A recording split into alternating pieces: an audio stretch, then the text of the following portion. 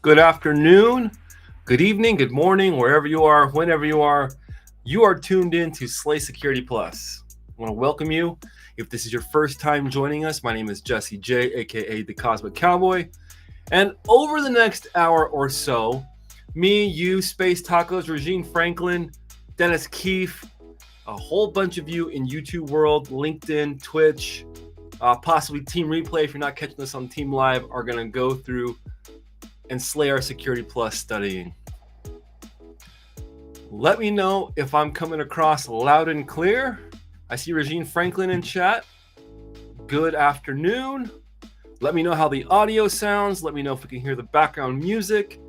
And let me know how your holiday weekend has been going so far.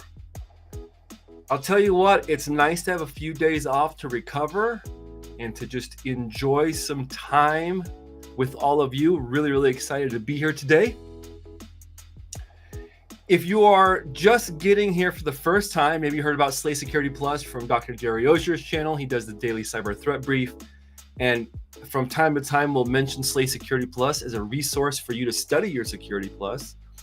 And you're going, what is going on? I thought it was every Thursday at 7 p.m. Eastern Standard Time. So over the last year, give or take, we were streaming consistently every single Thursday at 7 p.m. Eastern Standard Time. And then recently, I got hired into my first big boy cybersecurity position as a cybersecurity specialist for a company that is on-prem and requires a short commute through the countryside, which means that I could no longer do Thursdays unless it was really late. And so when I say we, me, the Slay Security Plus team has made the decision to move to the weekends. And we've been bouncing between Saturday and Sunday, depending on kind of when I'm available. So we are still consistently streaming Slay Security Plus, and it looks like we're landing on Saturday. I know today's Sunday, and it looks like we're going to be landing on Saturday, potentially as our official consistent time and place to study. I am going to update the graphics and probably update the promos. And Jerry has been asking me to update things because he likes to say, hey, come to Slay Security Plus. If you wouldn't mind letting me know in chat if you like Saturday or Sunday better. And the reason I say Saturday is because it's just a day where I really don't have much to do other than hang out with the family. And so Saturdays seems to work pretty well for me. And I'll be honest, full transparency, the reason that Sundays don't work as well is because we are a football family, American USA football, pigskin, and it would be a lot for me and the family to try to cram in our football games, family time, and Sunday's that last day for us to kind of rewind and recharge as a family. And so I'm trying to maybe keep Sundays blocked off. I don't know yet, but we are streaming consistently on the weekends to help you slay your Security Plus. I see Access Row in chat. Margarita Giron, what is going on? Hope you're doing well. Jose Alfredo, hello everyone. Finally able to make it live. I see a lot of people say that they're finally able to make it live. The Thursday did work. We did pretty good viewers, but we're finding that the weekends do seem to work better for everybody. I don't have it pulled up on my screen, but a couple other places that you can study your Security Plus. I want to give a big shout out to Professor Rogers' crew. Look for him on LinkedIn or check out the last post in our Discord made by Space Tacos. She mentioned Professor Rogers' study sessions. And I think that KevTech IT is starting something live coming up as well. His is going to be more of a Zoom class, which may work for you. I don't do the Zoom classes too well for me. I like more of I was inspired by Dr. Jerry Ozier in the Daily Cyber Threat Brief, and so I thought I kind of want to do something similar, but based around Slay Security or Security Plus. Sundays, but replays are foodie. I think they might have said good. Sundays, but replays are good. That's awesome. Professor Roger is about to start another study cohort. That's what you were saying. So if you wouldn't mind, well, I don't know if you can drop that link in chat, Space Tacos. If you can, go for it. If not, try and get it to me and I'll drop it in chat. Okay, we talked about the stream moving to the weekends. We are consistently streaming on the weekend.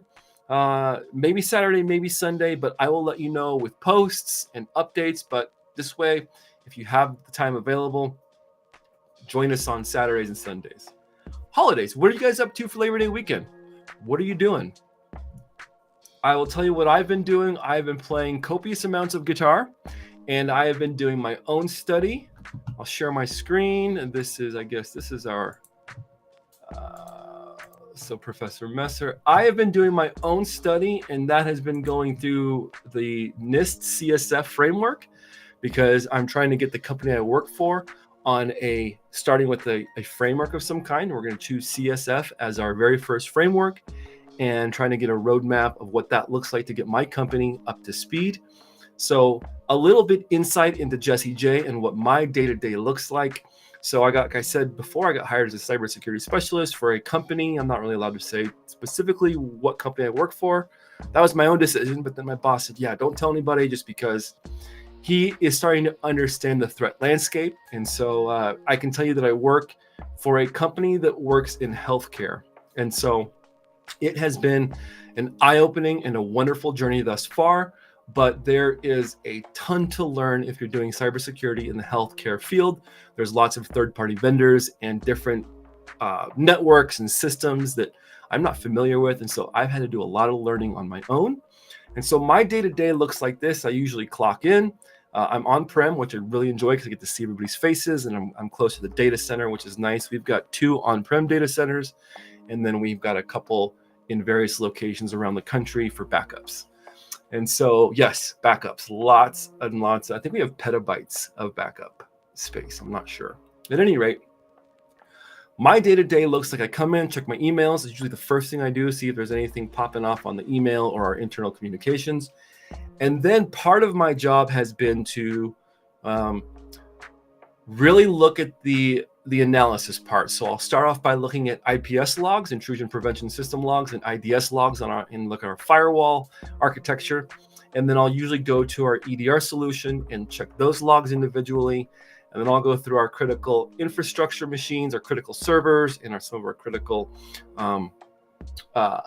appliances and resources. And I'll go through maybe syslog or check out the sysmon or the event viewer. So if you don't see where I'm going with this, we don't have a centralized solution at this point to where everything is fed into. And so it's also been my job to research SIM solutions and look at what's going to be best. I've been working with Splunk quite a bit, having lots of conversations and meetings with their team, and then looking at maybe spinning up something in the cloud on the WASA side of things. And so that's been a challenge. So that's like probably the more technical stuff that I do. And then I also am really in charge of that vulnerability scanning and internal pen testing our own company and external.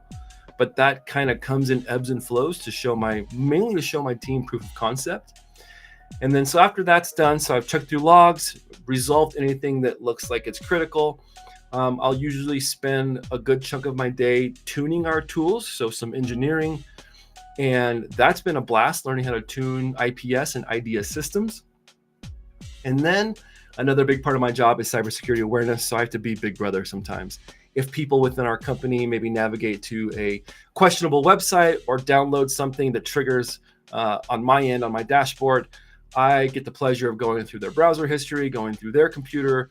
And I tell people, I don't want to be big brother unless you make me. And so, we have conversations, and then sometimes the manager of the department will want a full rundown and say, well, since you can go through that one person's, I need you to look at my entire, because we have multiple departments, look at my department and look at our internet usage, look at some of the sites we're going to, look at downloads.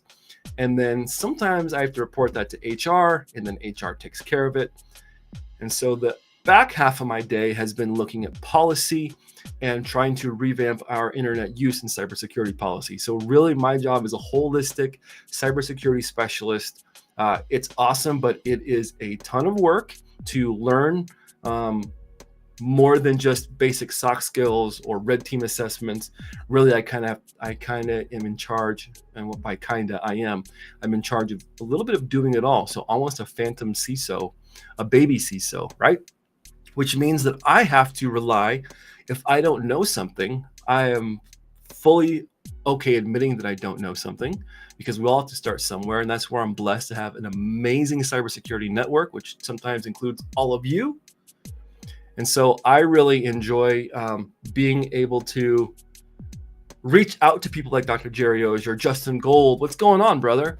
I enjoy being able to reach out to teams like the Barricade Cyber Solutions team. If something is beyond me, if there's a file that I don't understand it, I'll reach out to Eric. I'll reach out to Joseph. Joseph he downplays, but he's got a vast, Joseph Cadden, aka Casually Joseph.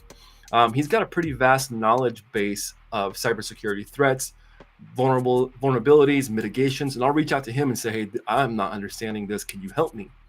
I use ChatGPT on a regular basis, so I've gotten decent at prompting. So that's basically what my day looks like every single day. And then I'm, of course, on the critical response team, and so I'm working with our response teams when it comes to cyber incidents and really helping build that framework and that cybersecurity posture almost from the ground up. So it's been fascinating. Okay, so I've been playing guitar, I've been learning, and then I've also been going through this SOC skills course from TCM Security. This is a phenomenal course thus far. Let's see, where am I? I'm somewhere in the beginning. I'm going over metrics right now. And then I'm really excited because I'm going to pound through this today after we get done streaming. And then I'm going to go into the phishing analysis. As you can see, it's got some lessons and then followed by labs, additional practice and a quiz, network security. And so I don't know how this compares to something like the Hack the Box SOC. What I like about this is it forces you to spin up something in a virtualized environment. And so you get some practice doing that. And then I love the browser-based stuff. Don't get me wrong. Try Hack Me, Hack the Box. But there's something I think very special about spinning up a virtualized environment and then going to town, analyzing, going back and forth. To me, it does a little bit better job in some cases simulating a real-world environment. That's not to say that Try Hack Me and Hack the Box don't do a great job, because they do as well. So I try and learn from both. But that's what I've been doing with my weekend, is going over NIST, CSF, and then I'm going to go through this class, finish this course over the weekend. Not finish it, but continue with it. And then been playing copious amounts of guitar. So just found him there. Thanks. Cool. You guys are finding Professor Roger. Love to hear it. 1.25 thousand subs. We did. We're over 1,000 subs on Slay Security Plus. That's dope. Awesome. Hey, Christopher Young. Welcome to the party, pal. All right. So a lot of today's resources can be accessed through this pinned chat that I have. Let me show this. If you go to the pinned comments, it should be in there. Let me know if it's not. We're using some Inside Cloud and security for some of their resources. And what I like about what he does is he lets you have access to his slides at zero cost. So you can download these on your machine, your workstation, whatever, and then go through them. Okay, housekeeping's done. You're not telling me, what are you guys doing for the holidays? Let me know. Security Plus. Something I think is really important is to understand what you're supposed to be studying for. So go to Security Plus, make sure you've downloaded and you understand the objectives, because you have to understand what the point is that we're trying to do, right?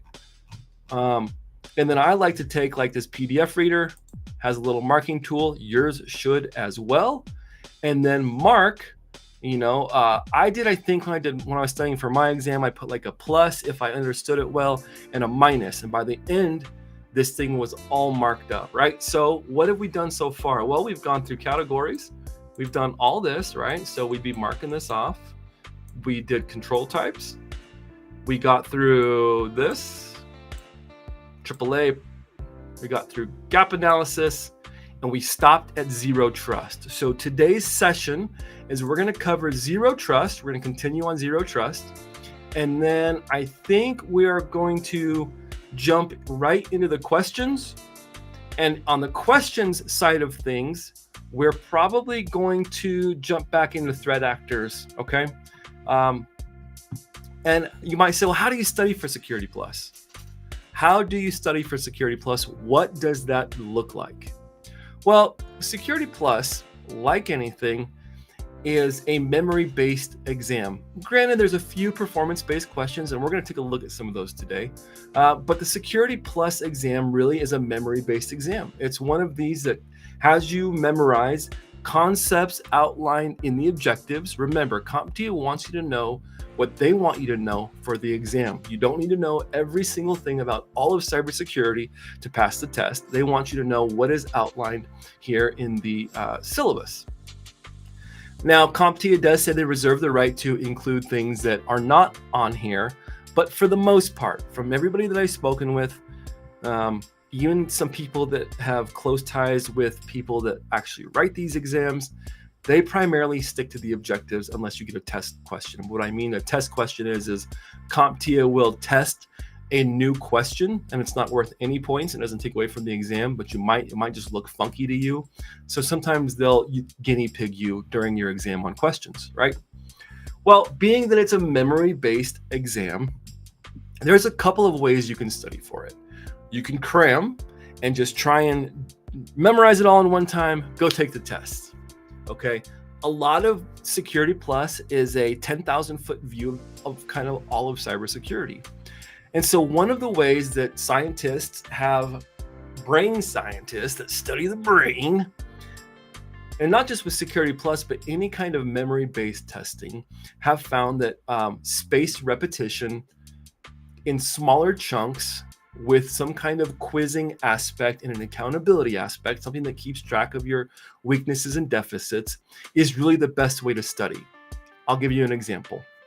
You download the security concepts, download the objectives and start going through them. I would start with a practice test, okay? It's recommended to start with a practice test, so this way you can identify your deficiencies. Even if you're just getting into cybersecurity, there's probably some things that you're really comfortable with, and there might be some things that you don't understand yet. Now, if you just try and study the exam in one go, you might find yourself overwhelmed because there's a lot to take in. As you can see, there's a lot of concepts here in the objectives, right? But breaking it down into chunks is a great way for your brain to process this in smaller chunks. So I would recommend taking a practice test.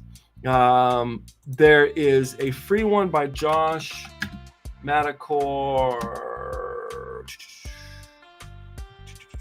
Where is his? I was looking at CISSP questions, but you can go to IT training or cyber training, IT exams here. And I'll link this in chat. Josh Madakor does a phenomenal job of he's very inclusive. Here's some resource. Oops. I guess it would help if I actually copied it, huh?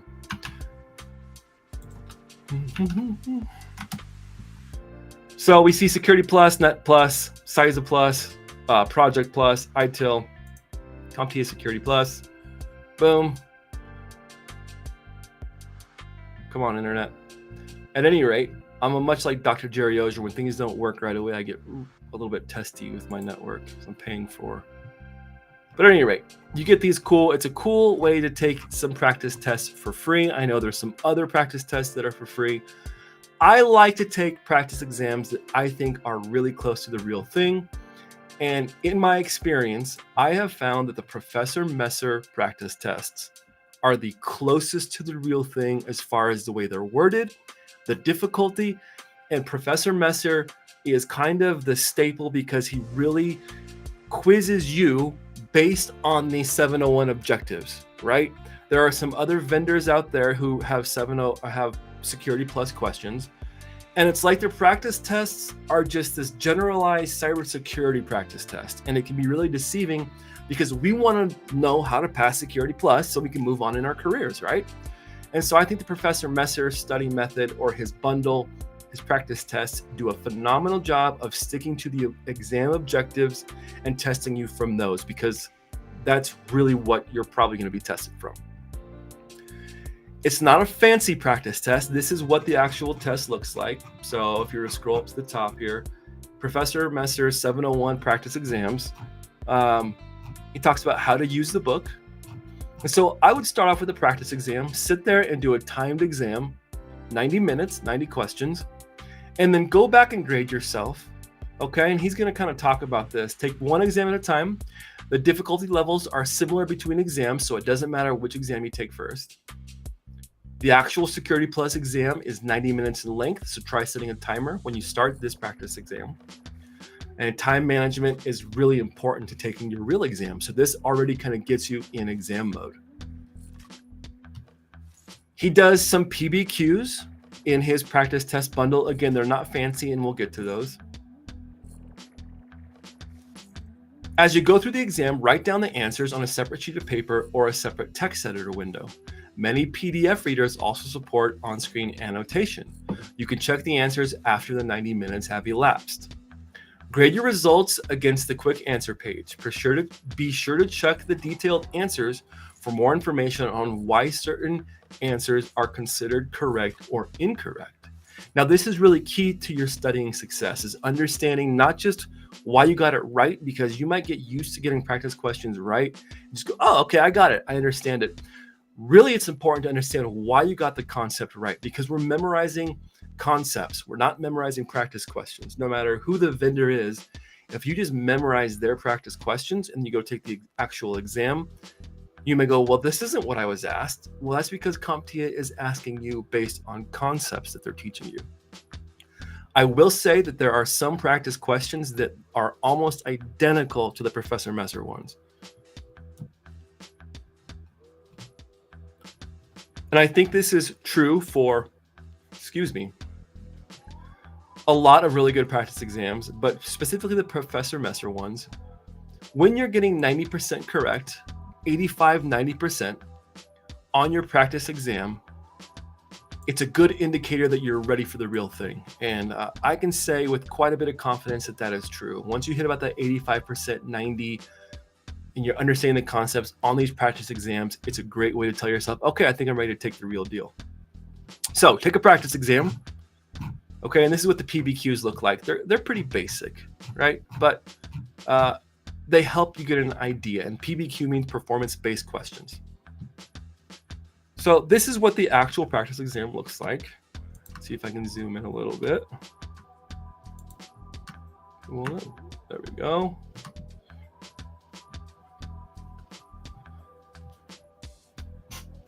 So you would take the practice exam, write down the answers, and then look and then map on your objectives, the ones that you got right and the ones that you got wrong, or the concepts. And then you're going to go back using either maybe Professor Messer's notes, using Inside Cloud and Security, because he gives you free notes as well. You're going to go through and you're going to do what's called targeted study, okay? And what this does is it allows your brain to focus on the deficits. There's no point in just going over the stuff you're already good at, because you're already good at it. You need to be focusing on the areas in which you're weakest, because what that's going to do is fill in those holes. And you're going to notice that your toolkit, your mental toolkit of Security Plus concepts, terminology, acronyms, is just going to start to build out. You're going to notice more pluses, or however you want to notate this. You're going to notice more symbols in little markings. You're going to go, oh my gosh, I'm seeing the gaps fill in. So instead of trying to just conquer all of it and just study from domain 1 all the way to domain 5, and you could be filling your brain with information that you already know really well, which doesn't do you any good when you're trying to study on those deficits. Okay? And then maybe we'll take a break. So study, take a test, then take a break and let it soak in. Research shows that as we sleep, the things that we study and the things that we're looking at, your brain gets a chance to process it, right? You have to learn how to learn, right? We have to learn how to study and not just go in it blind, right? Not just go wiling out. So that's why it's important to take a practice test.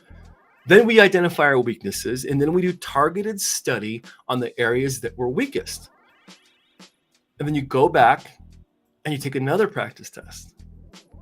And this process of segmented, memorized, spaced repetition, okay? And then you're taking the practice test, you're going to start to find that you're really retaining the concepts for test day. Because like I said, we're not memorizing practice questions, we're memorizing concepts. It's key that you understand the concepts at a 10,000 foot view for test day, because at the end of the day, that's what the Security Plus is. So you can use the Professor Messer practice tests. They're $30 for the practice test, or it's $50 for his notes and the test. The notes are pretty darn good. They come with some graphs and some pictures and some, some stuff to keep us going, right? I think they're really good notes, especially for that $30 price point. Some of you may be saying, hey, $30, $50, that's like $500 to me. I can't afford it. If that's you, I want you to reach out to me. We've started the Slay Security Plus Foundation. I don't know if that's what we're actually calling it, but the goal is to help people that can't afford Security Plus study resources.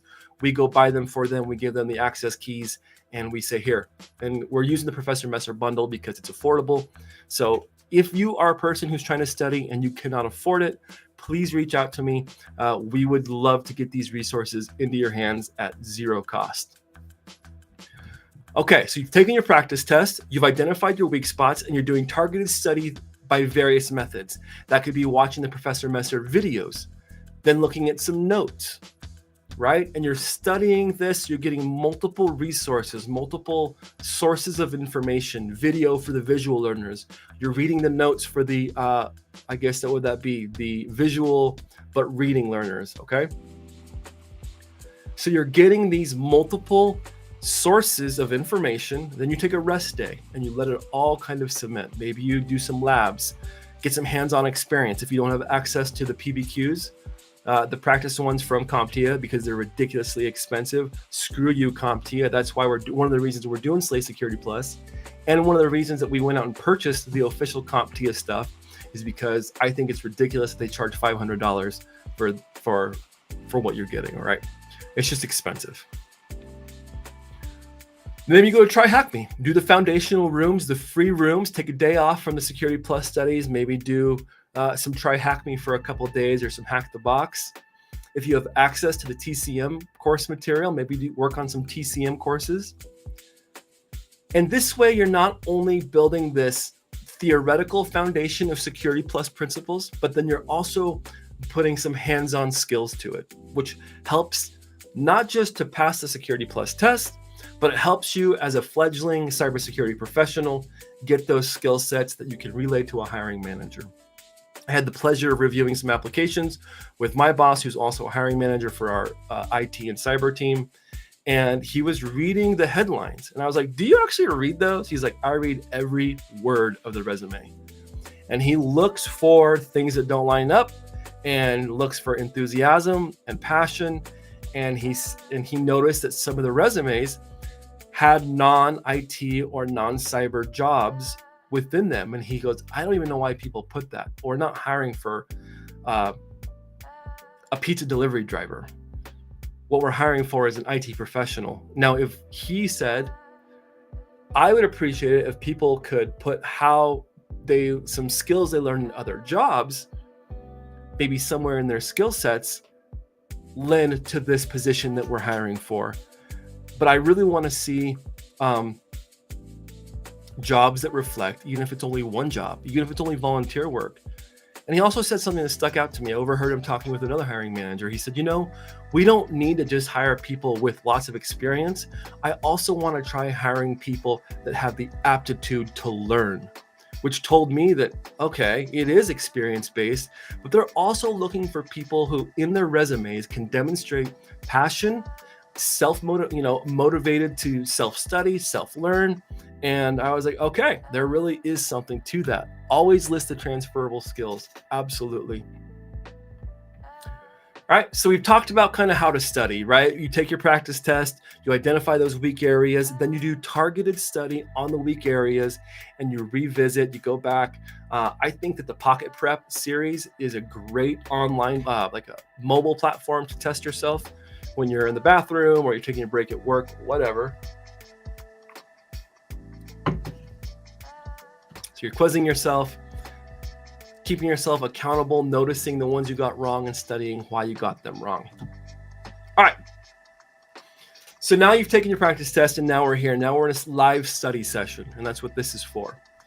We got our zero trust, taking off from 0 at 1.2. What is zero trust? Well, zero trust architecture kind of takes off from this this idea that typically The outer perimeter of our networks, our infrastructure is very secure, right? Your home typically is pretty secure from the outside. Somebody just shouldn't be able just to walk in, okay? But once you're inside the home, we don't lock our bedroom doors and our bathroom doors and every single cupboard and cabinet. Once you're inside the house, typically it's pretty loosey-goosey.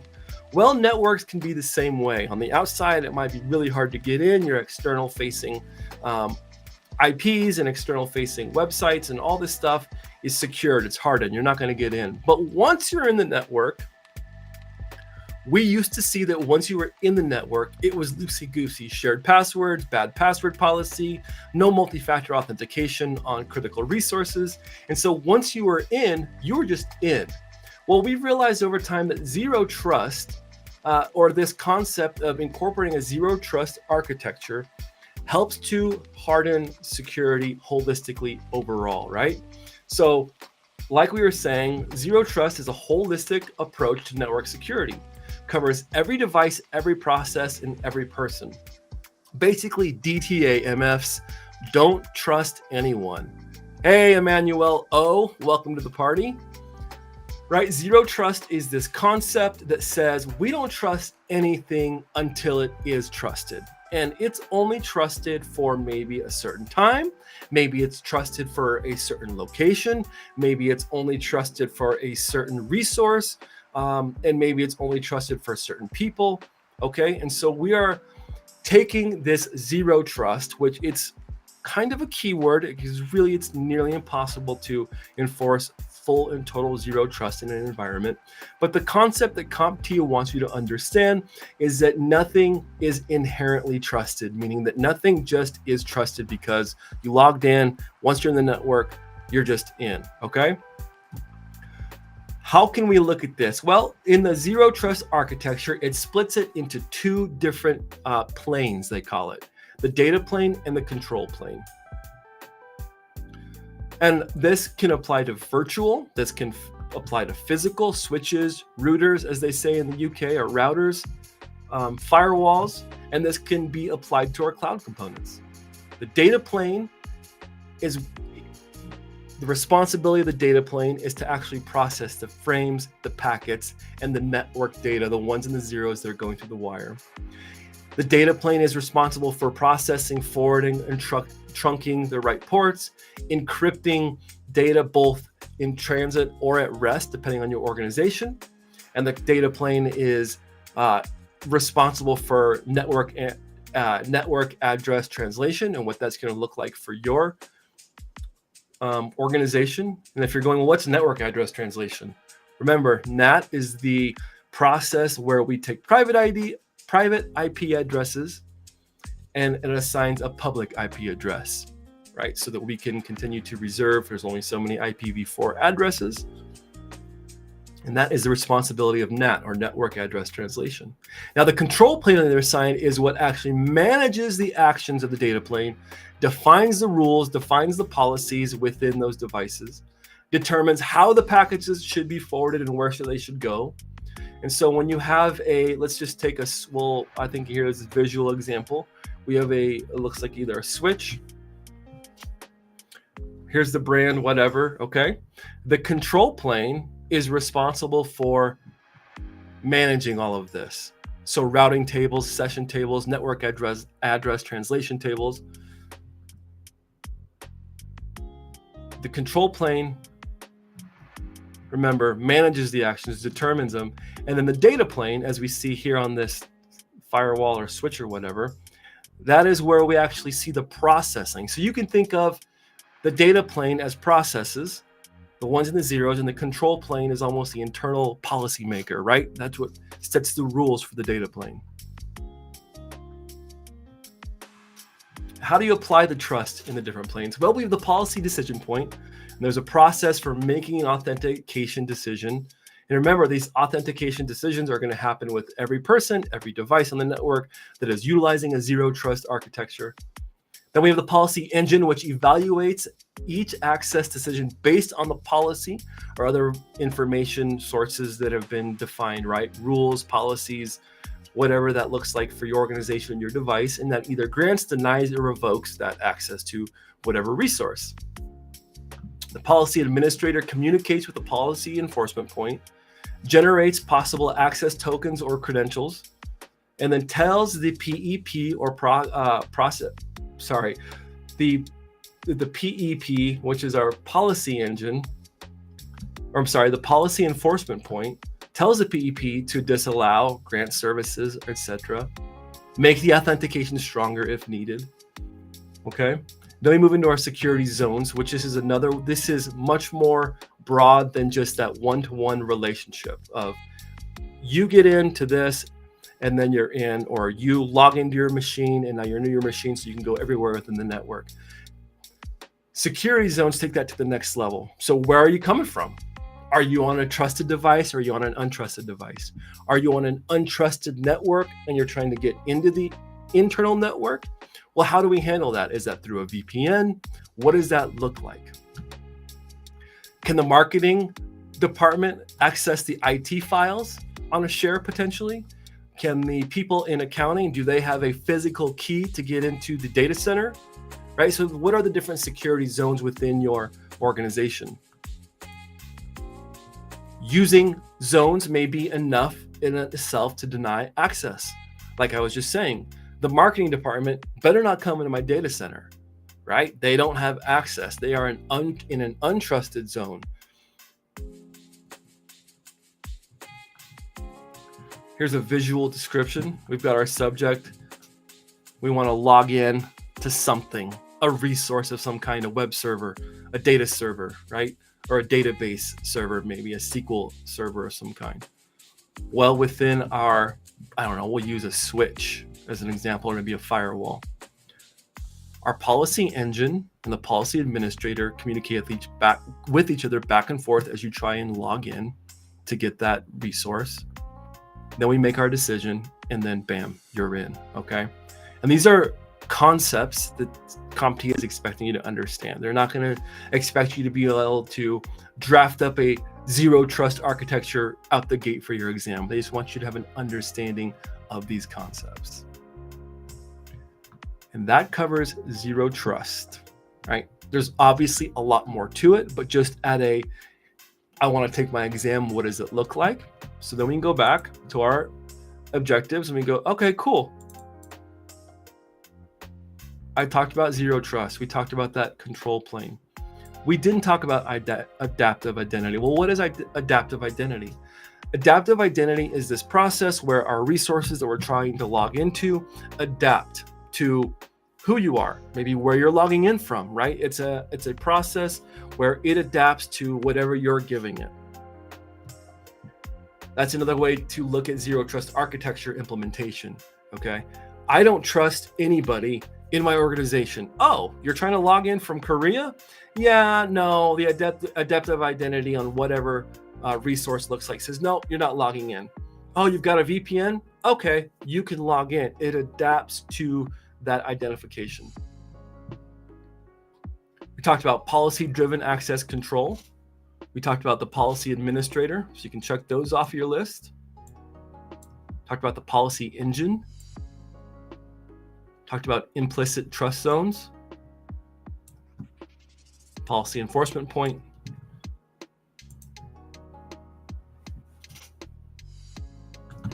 Well, what's threat scope reduction? Well, threat scope reduction talks about decreasing the number of possible entry points into your organization.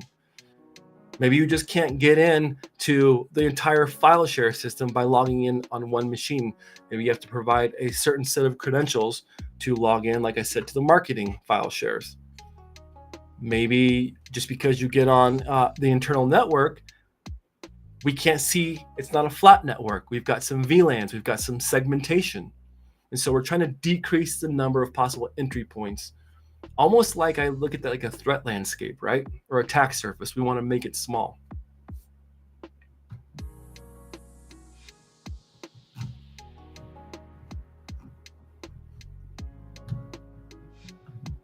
Cool. All right, team. So we're going back to our objectives. We're marking off the ones that we feel confident with, that we talked about. And I'm doing this as an example because as you're studying, this is probably what you should be doing. Kind of keep track of where you're at. Just put a little mark for things that you covered, and then maybe on your practice test, put a minus if you don't understand it well. Maybe you could put a plus or whatever, but you're going to be marking this thing up over time. Larry Shervington Jr., what's going on? Welcome to tonight's party, or welcome to the evening's party, wherever you're at.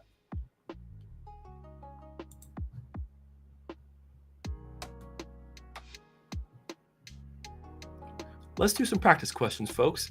Today we are going to be using Professor Messer's practice questions because we have them pulled up. And then after we're done with that, we're going to actually go into the CompTIA official practice questions so you can get a chance to see kind of what those look like and what the interface might look like on test day. And then we're going to take a look at some, performance-based questions. We'll work through a couple together so you can get an idea of what CompTIA is going to expect for you on test day. First question. So whatever you want to choose for your answer, feel free to drop it in chat. And it's okay to be wrong. It's okay to have your own voice. So maybe you see everybody selecting B and maybe you really think it's C. Well, put that you think it's C, right? We're all here to learn. This is a super inclusive environment, good times. We're all here for the good times. And so, or maybe you just don't know, then Google it. There's no shame in Googling or chat GPTing a question, right? Because we're here to learn. All right, A6, a company has hired a third party to gather information about the company's servers and data. This third party will not have direct access to the company's internal network, but they can gather information from any other source. Which of the following would best describe this approach? A, vulnerability scanning, B, passive reconnaissance, C, supply chain analysis, or D, regulatory audit.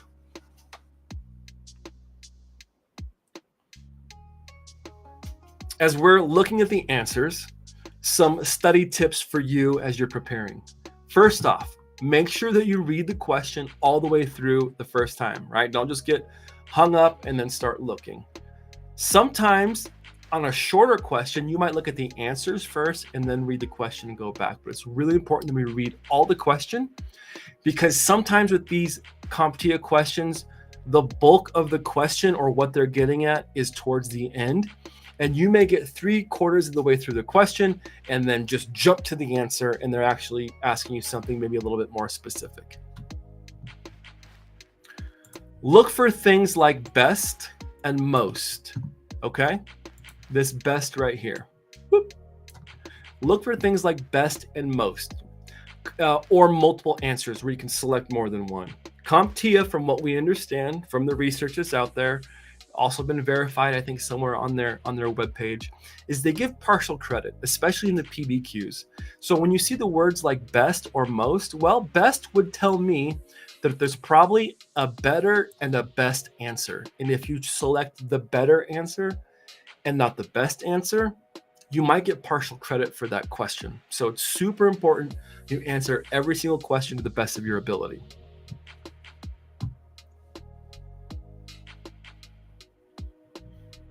And a lot of times on these questions, 2 answers are going to stand out to you that are not correct.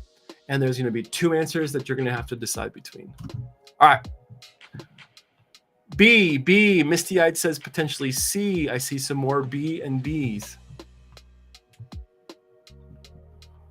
A company has hired a third party, right? And I could see where you're looking at. I can see how somebody might get supply chain analysis because we're the third party. The third party will not have, so really I would think of this as like maybe a pen testing team or an auditing team. What are they asking? This third party will not have direct access to the company's internal network, but they can gather information from any other source. OSINT, open source intelligence. Vulnerability scanning would typically have to do with, right, we might be on the network. A regulatory audit, that is right. Yay for audits. A regulatory audit, you're probably going to be either have access to a lot more information about the internal workings of the company. Let's go with B on this one and see what their survey says.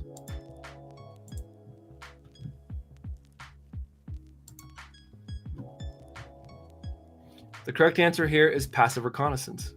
Passive reconnaissance focuses on gathering as much information from open sources such as social media, corporate websites, and business organizations. What I love about the Professor Messer series is he also goes through and talks about the incorrect answers. The incorrect answer is vulnerability scanning is not correct because some active reconnaissance tests will query systems directly to see if a vulnerability currently exists. Remember, the question said that the third party will not have access to any of the network resources. Number C, a supply chain analysis will examine the security associated with a supplier, and the analysis will not provide any information regarding a company's own servers and data. Right? A supply chain analysis is, let's say I work for a company that specializes in healthcare, and maybe we get, I don't know, we have a company that specializes in electronic medical records. It's a third-party company. Well, the supply chain analysis would be to examine the security of that company, not ours. And then a regulatory audit is incorrect because a regulatory audit is a detailed security analysis based on existing laws or private guidelines. A regulatory audit commonly requires access to internal systems and data. And I forgot how to go back. Is it Alt-J? Nope. Anybody remember how to go back? Alt-Right, that's what it is. All right. A company's email server has received an email from a third party, but the origination server does not match the list of authorized devices. Which of the following would determine the disposition of this message? A, SPF, B, NAC, C, DMARC, or D, DKIM? This is a tough one. Excuse this squeaky game chair. It is what it is.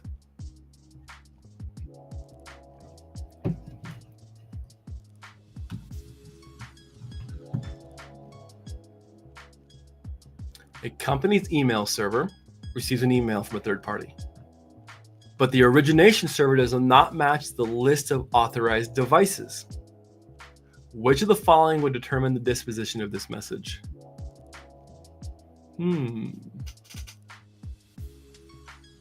Always Awesome Am says D, DKIM.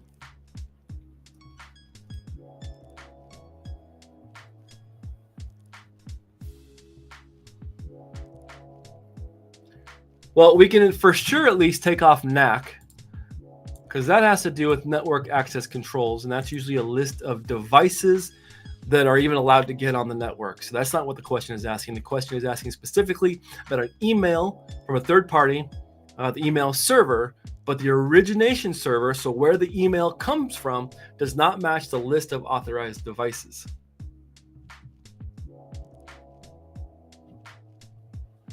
I'm seeing lots of C and D.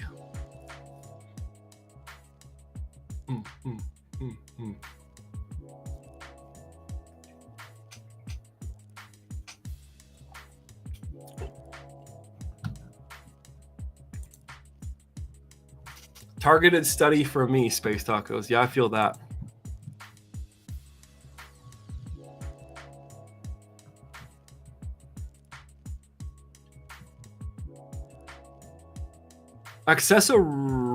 Accessory says A. Sender policy framework. I want to say A2. This is a tough one. I feel like I should know this, because we check for these headers in phishing analysis, right? But usually it's like, I haven't gotten a ton of phishing emails where it didn't pass the SPF, DMARC, and DKIM. I mean, that's how the email made it through.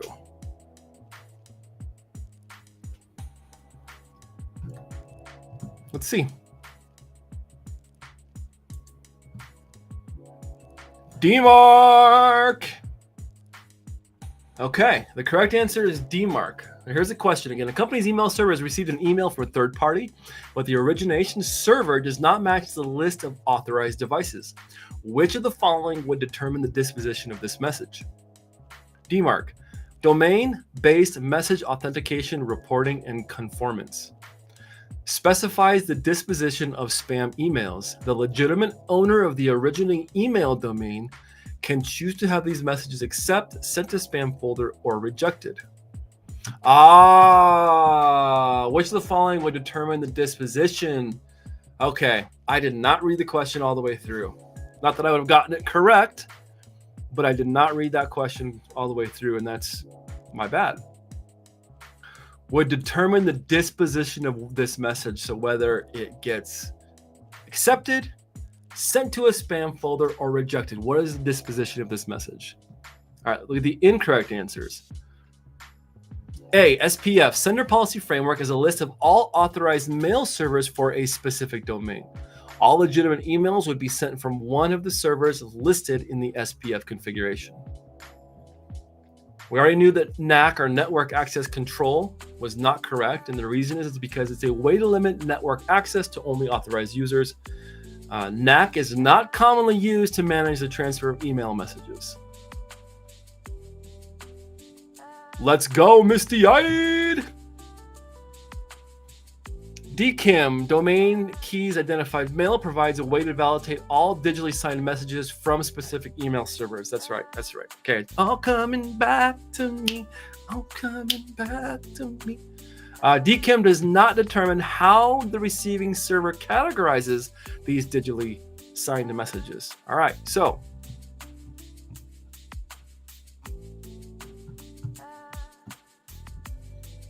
in your studies, you go through, you're making some notes. You probably won't forget the question or the concept, right? We're not memorizing the specific lingo in this question. We're memorizing the concept. Remember that DMARC, let's see, what's a good way to think that? Okay, mark. It marks it. It marks the message and tells it the disposition of whether it's accepted, sent to a spam folder, or rejected. Maybe that's a little mnemonic that you can use to sync that one on your brain.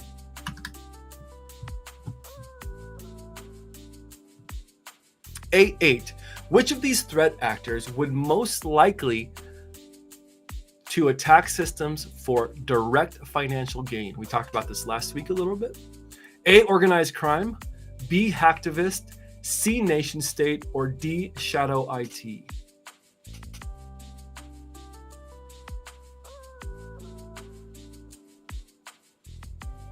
Which of these threat actors would be most likely to attack systems for direct financial gain?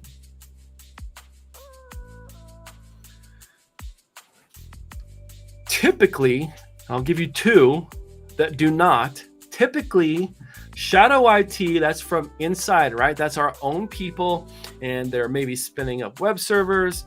A popular shadow IT concept is dev teams, because dev is an ongoing process. They may spin up a virtualized environment so they can continue their progress or check how their development is going, but not tell the IT infrastructure. Maybe that's a C-suite who brings his own computer in and doesn't check it in or go by whatever your device policy is.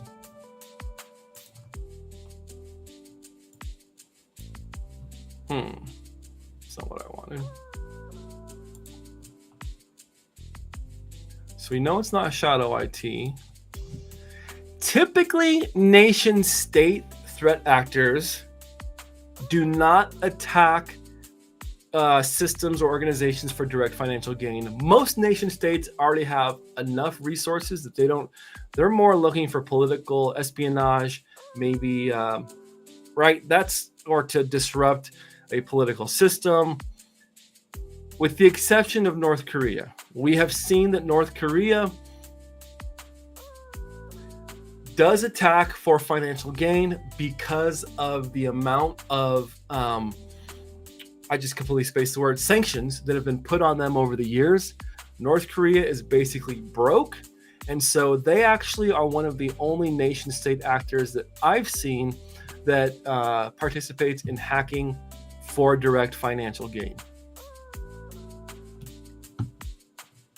So between hacktivist and organized crime. So that's why maybe it says most likely. Well, nation state might, but typically won't. And hacktivists, right? Remember, hacktivists are typically mission oriented. They want to get their point across. They maybe want to deface a website. Free the animals, man. Don't eat beef. Eat leaves. Whatever it is. They don't really care about the money. I'm with all of you on organized crime. Boom! The correct answer is organized crime. An organized crime actor is motivated by money, and their hacking objectives are usually based around objectives that can be easily exchanged for financial capital. Hacktivist. A hacktivist focuses on political agenda, not commonly on a financial gain. Nation states are already well funded, with the exception of North Korea, and their primary objective is not usually based on revenue or income. Shadow IT describes part of an organization that works around the existing IT department to build their own applications and infrastructure. And if you scan this QR code, I believe it takes you, let's see what happens. I trust it, Professor Messer. If you scan the QR code, it takes you directly to the video on Professor Messer's website. So good thing to know. And that's a good mnemonic, Space Tacos. Hacktivist, hacking for a cause. I like that. All right, one more Professor Messer questions, then we'll go into the official CompTIA stuff. A9. Oh, we've already done this one on the live polls. Let's just go like this.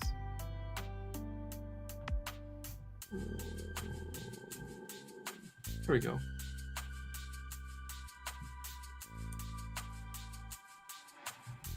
Which of the following, would explain why a company would automatically add a digital signature to each outgoing message? Confidentiality, integrity, authentication, or availability?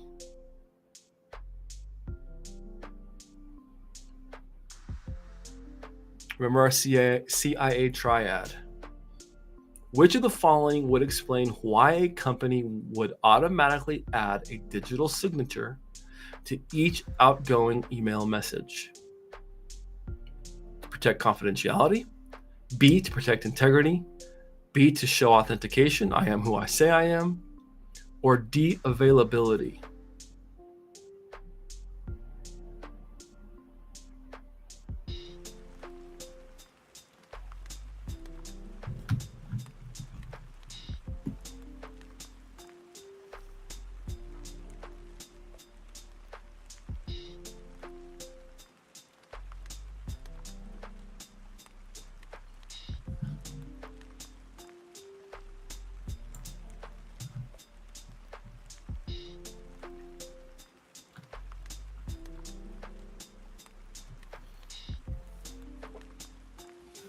I love Space Taco's answer. I think I vote B.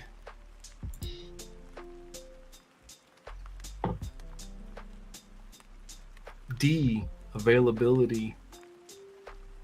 What do we think, team?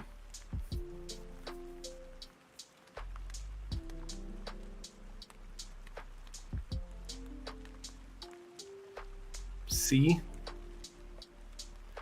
Seeing lots of C for authentication. Well, remember, confidentiality means that you're protecting, only the person who is supposed to see the data is supposed to see it. Availability, that's an X. That's not me. Availability has to do with systems being available, whatever that looks like. You can use them when you need to. I don't think it's availability, but I could be wrong. It's either integrity. It's either integrity or authentication.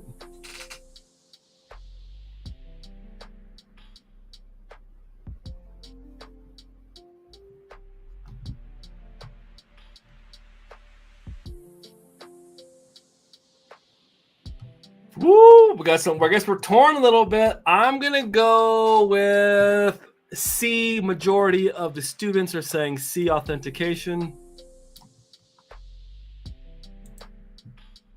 Here we go, team. Integrity, B. Good job, Space.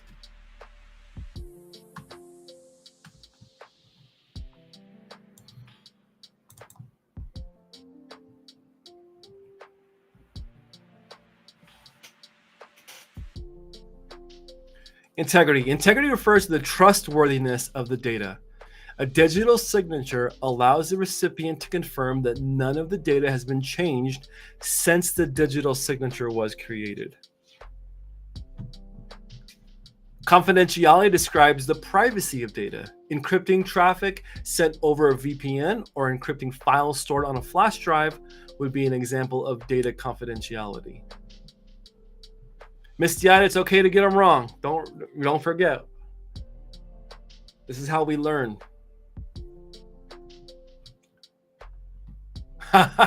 Space tacos. Okay, I definitely vote B. Yep, I know that feeling. C, authentication. Authentication refers to the process of verifying the identity of an individual or system. A username and password is a common method of authentication, but digital signatures are not commonly used as an authentication message. So make a note to yourself as you're studying, write it down on your paper. Maybe you've printed up the objectives. Maybe you're taking this practice test. But integrity, digital signature equals integrity. And don't forget those, right? Lock them to memory. Whenever I'm asked about a digital signature and I see integrity on there, it's because we want to verify that none of the information has been changed since that digital signature was created. Hey, cyber newbie, welcome to the party. It's good to see all of you. If I haven't said that already, it's awesome to be here on this Sunday. It is Sunday, right? Availability describes the ability of an authorized user to access the data. A digital signature does not provide any features associated with the availability of data. Cool. All right, before we jump into our official CompTIA practice questions, I want to take a moment and thank our show sponsor. We are sponsored by simplycyber.io. And so I'll let Jerry tell you because he does it better than I can. So let's pay some bills and then let's get back to the party. Are you feeling lost in the vast world of cybersecurity, overwhelmed by technical jargon and confusing career paths? You're not alone. That's why I built Simply Cyber. Hi, I'm Dr. Gerald Ozier. Come join Simply Cyber, your supportive and inclusive community for navigating the exciting world of cyber. There's so much to take advantage of. Master the skills you need with Simply Cyber Academy, offering in-depth courses aligned with the GRC analyst role. Never feel isolated. Connect with fellow cyber enthusiasts and professionals in our thriving Discord server. Ask questions, get feedback, share your journey. Check out the Simply Cyber YouTube channel, delivering insightful interviews. What are your thoughts around, web app pen testing as entry level? And I included bug bounty here because that's very accessible to everybody. Practical skill demos and daily cyber threat briefs, all hosted by industry experts. There's so much more to discover. Are you ready to join the community and empower your future? Visit simplycyber.io/socials for all the links and start your cyber adventure today. Boom! Thank you, Dr. Jerry Ozier. And if you're curious, I know you saw the GRC Analyst Masterclass. You can also, I believe you can still access that through the TCM portal. So I think it's $30 a month. Man, you cannot beat this amount of training. So if you're like, what do you get for my $30? I am not sponsored by TCM Security. I am friends with some of the people that work for TCM, but I am not by any means sponsored. But I will say that for $30 a month, you get a ton of courses at your fingertips.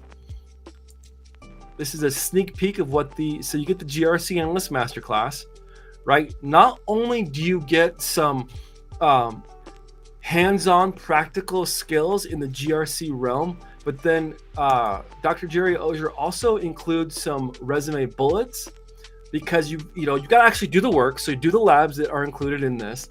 And then you can say in your resume, prepared, executed, and reported on audit of subset of NIST special publication 800-53, cybersecurity controls to include interview document, blah, blah, blah. So each of these are broken down and you get a resume bullet. You can change these to kind of fit your resume, but it is an awesome course. One thing I love about the GRC Analyst Masterclass is even if you're brand new to cyber, it is a great way to get your feet wet. Even before taking Security Plus or after taking Security Plus, I really think that the GRC Analyst Masterclass is a phenomenal way to get an idea of cybersecurity as a whole, right? Because at the end of the day, enterprise cybersecurity is driven by policy, audits, compliance. If you don't have any of that, you're probably not a legitimate enterprise most legitimate companies have some kind of, whether it's an internal audit or an external professional consulting company that will come in and use various frameworks, SOC 2 framework, maybe it's ISO, maybe it's just NIST CSF. But remember that we talked about gap analysis. You have your framework, which says how things should be, and the controls that you can do to make sure that that's actually happening within your organization. Then you have the audit, where you come through with your clipboard and you look at, well, what does the company have? You compare the two, and then you have a gap analysis. Then we take our gap analysis and we get that company on a timeline and say, in X amount of time, we need to see multi-factor set on your production servers, or whatever it may look like, right? But I think the GRC Analyst Masterclass is a phenomenal. I need to do my feedback for Dr. Jerry Ozier, but I think this is a really good course to get you started. Comes with labs, hands-on, and it's taught by somebody with 20 years in the industry, 20 plus years. So for $30 a month, or you can do like 3 months at a time, you get a lot from TCM. So I encourage you to invest in yourself. I think, what do you think, judges? Would you be willing to help people if they want TCM resources and can't afford it? Judges approved. So like the Professor Messer, if you really want to break into cybersecurity and you're like, I can't afford it, I can't afford the $30, reach out to Slay Security Plus, and the Slay Security Plus Foundation would be happy to help you with maybe a month or two of TCM access through their gifted subscription link right here.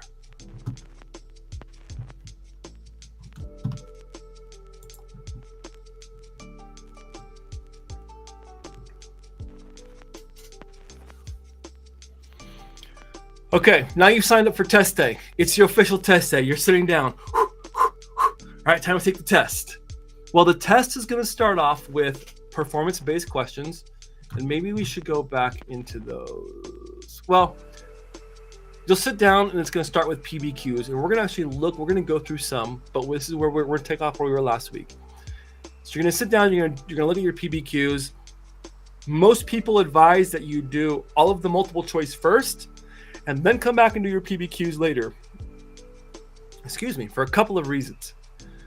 After you get done with the multiple choice, it helps get your cyber juices going in your brain, and you're gonna go back to do the hands-on stuff, and you're gonna kind of already be thinking. Also, you may see some things in the exam that are going to answer some of the PBQs for you. And before you submit your test, you can flag your answers.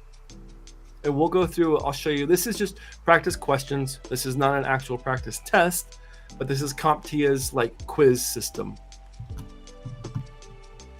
A recently terminated employee copied sensitive information from the company's shared drive right before permanently leaving. This company is what kind of threat to the company? A, external, B, nation state, C, hacktivist, or D, an internal threat?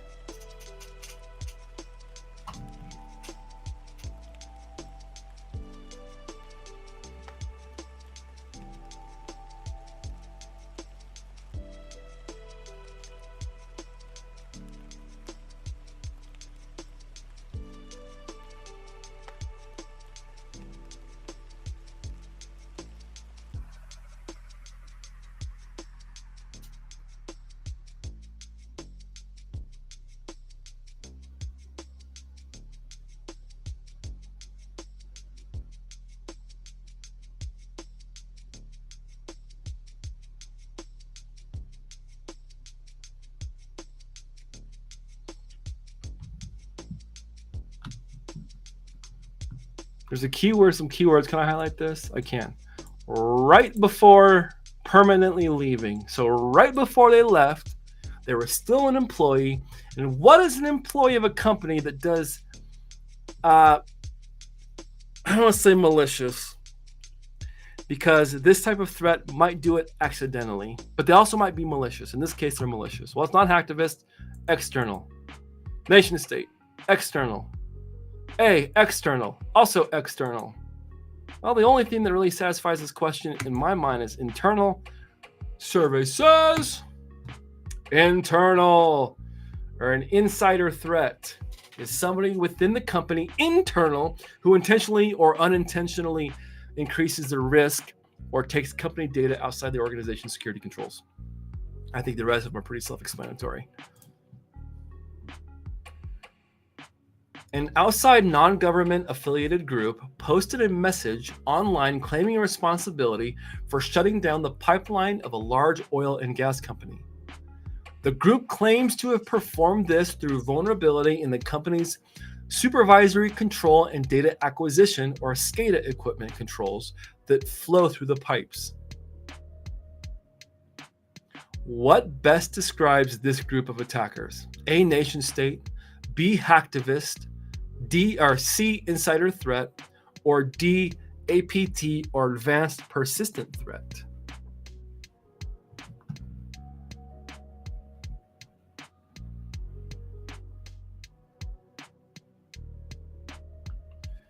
It says easy, but I feel like this could be a couple different ones. What do you think, class?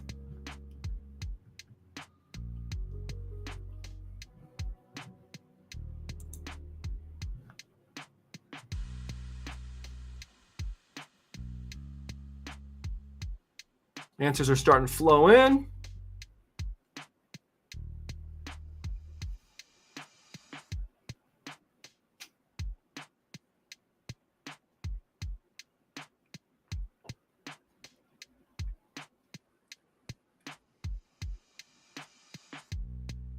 A, I see a D,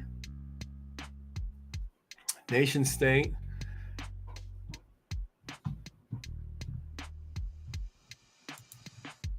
I think the key here that makes me think it's not nation state is this says non-government affiliated group. Non-government affiliated group. So that would not be nation state, because nation states are sponsored by the government. That's a government sponsored nation state threat actor. Hey, Jim Lund, welcome to the party, pal. Good to see you, sir. I want to vote B. I want to vote B too. Remember, an APT or advanced persistent threat can remain, typically will not take responsibility until it's been a lot of hacking and maybe data exfiltration. An advanced persistent threat may lurk in a system for a long time. They have the ability to evade any kind of detection. This one screams to me, I think, hacktivist.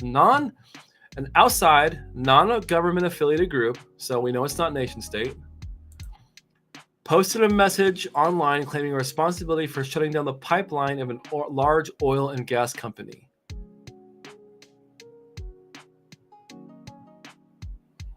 It says outside, so we can scratch off insider threat. I'm going to go with B. All right, class, what do we get? Let's go. Hacktivists might attempt to use data exfil to obtain and release confidential information to the public domain, perform service disruption, or deface websites to spread disinformation.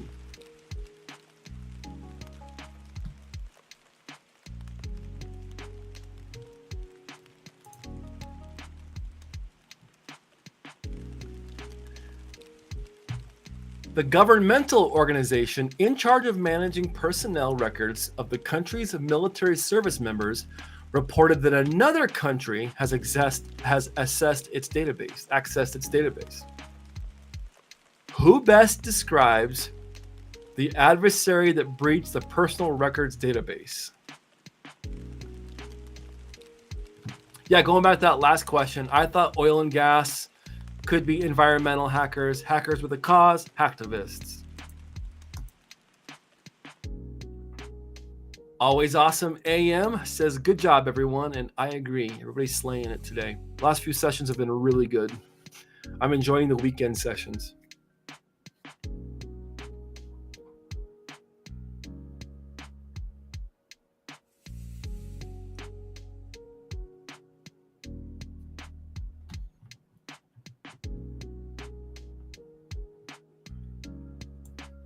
Another country has accessed its database.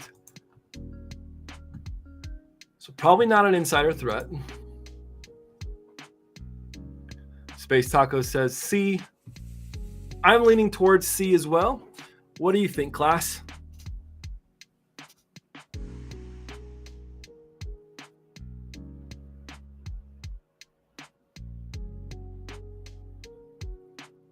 Ashiana says C as well. Let me know if I'm saying that correct. Ashiana, that's a pretty name or a cool name. I don't know your gender, but it could be pretty. This is why I don't talk about things. I'm learning working for a large organization about being politically correct because I realize that I am politically incorrect even when I don't mean to be. I'm just talking. C. Everyone's saying C. Nation state. I tend to agree. Survey says. Bing.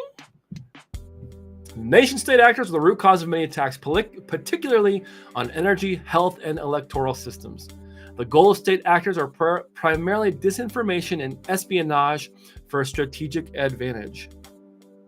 Oh, wow, you said my name right on the first try. Let's go. Cool.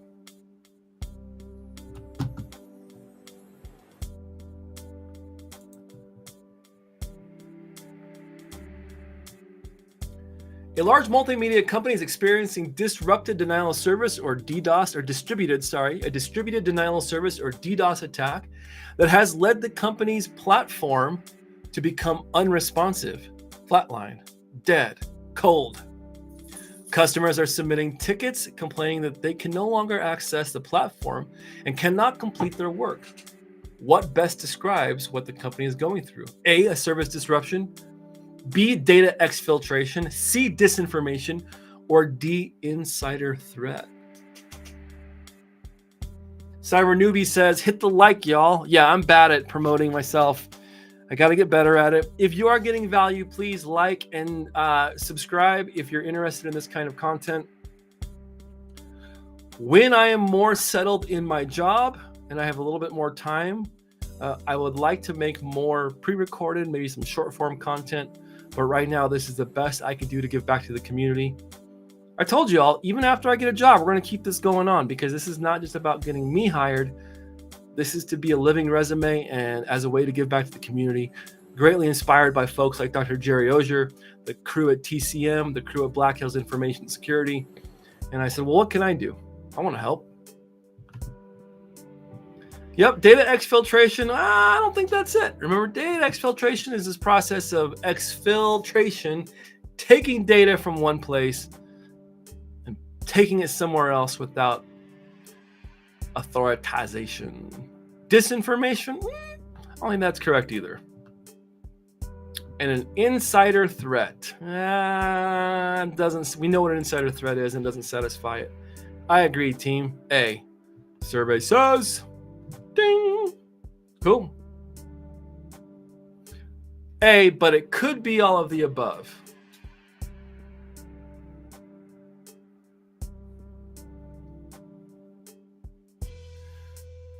Let's see what that. Let's explore that argument. Cyber Newbie says it could be all of the above. It could be an insider threat that accidentally pulled the plug on a server or accidentally shut off the network. I didn't do that on my third day of work. I promise.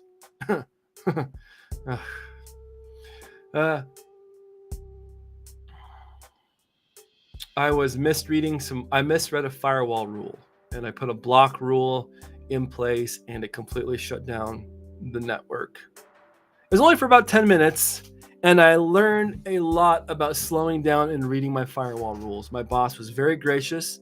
The engineering team was very gracious. Help desk, on the other hand, was a little bit perturbed because they got flooded with calls. And I think, I'm sorry, day 4. Yeah, accidentally. Lesson learned. Whoops. A large multimedia company is experiencing a distributed denial of service attack. Remember what a DDoS, while the system is down, they could do anything. Yeah, well, the system is down. They could be taking out data, but the type of attack specifically is a DDoS, right? Is where we're flooding the server or whatever that resource is with so much information, whether it's login attempts, whether it's a certain kind of packet, that literally it shuts down and the service becomes disrupted. I see the argument, but what best describes? Remember, CompTIA is saying what best describes what the company is going through. And you said it too, Cyber Newbie. You said, while A is the best answer, I guess it potentially could be all of them.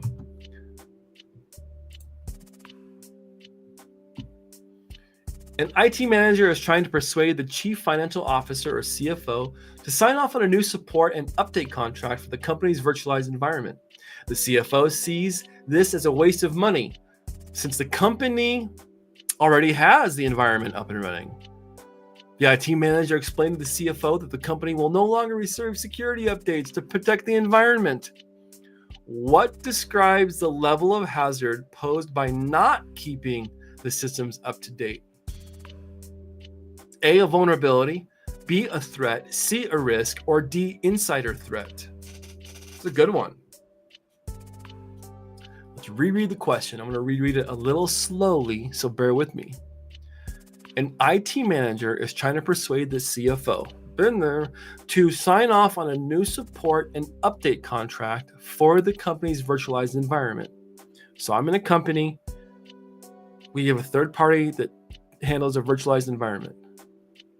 Well, it's already up and running, the CFO says.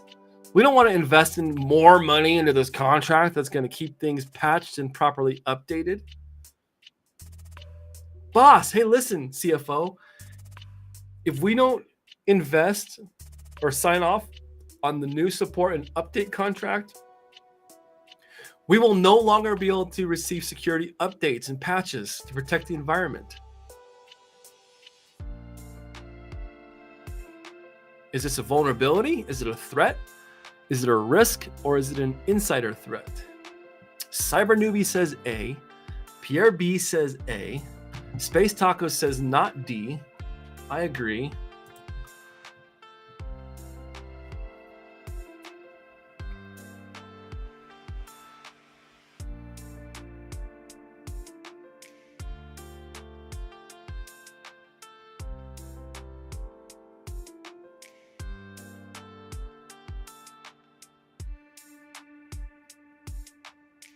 Accessory says C, so we're getting a little bit of discourse. Love it. Bear with me. I'm gonna take a drink of coffee.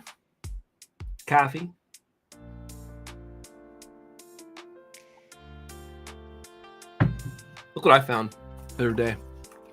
Old school Nintendo DS Zelda Phantom Hourglass. It's a fun game. Seeing answers all over the place. I see B, A, or C.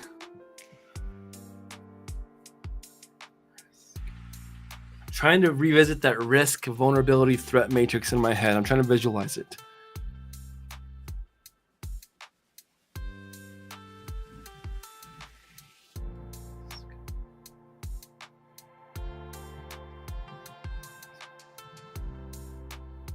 Well, risk management is like prioritizing the different, vulnerabilities that you want to take care of because they pose a risk to the company.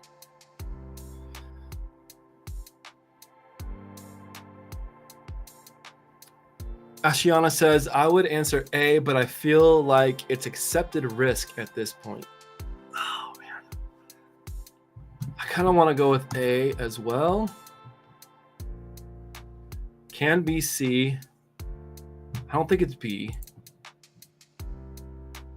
The threat would be a threat actor who is going to potentially exploit the vulnerability of the not patched or updated system. So we know it's either vulnerability or risk.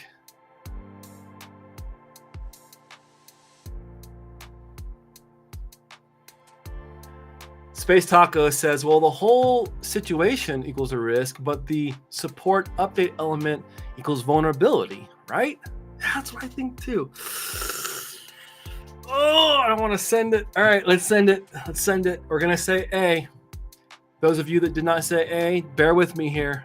I think let's look at the majority. Majority saying A, so we're going to go with A. Eyes are closed.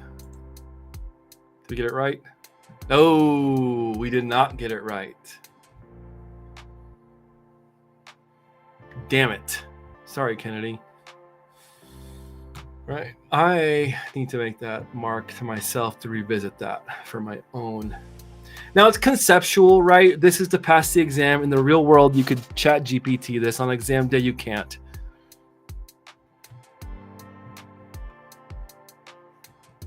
Risk is the level of a hazard posed by vulnerabilities and threats. That's it. Okay. While a company identifies a vulnerability, it calculates the risk as the likelihood and impact of exploitation by a threat actor. My GRC brain was right. Go figure. Jim Lund said A. Good job, Jim. All of you that said A, good job. What do we go with? Oh, sorry. All of you that said C, if anybody said C, Ashiana said C. That's all right. We learned. Hey, Agent 57, welcome to the party.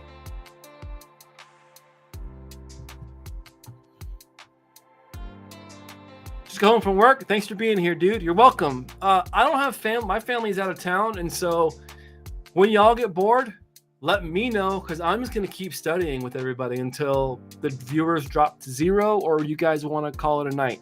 So I'm here for you. This is an extended study session. We're probably going to go through some PBQs here in a little bit.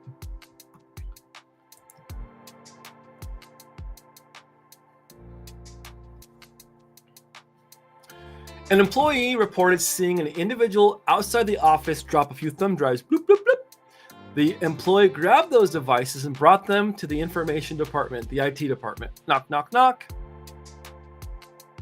After conducting forensics on the devices using an air-gapped machines, the IT team determined that the individual was trying to trick employees into plugging in the devices to their computers to steal information. What was the malicious actor attempting on an unsuspected employee? A, the actor used an email lure. That doesn't sound correct. I don't see email mentioned anywhere in this question. B, the actor tried to improve the company's security posture.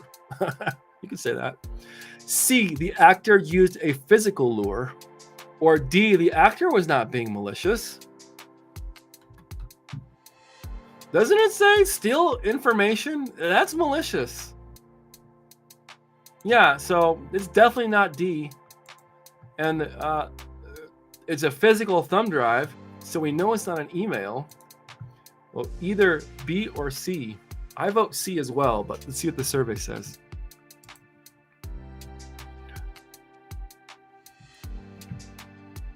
I am chat GPTing something, so bear with me.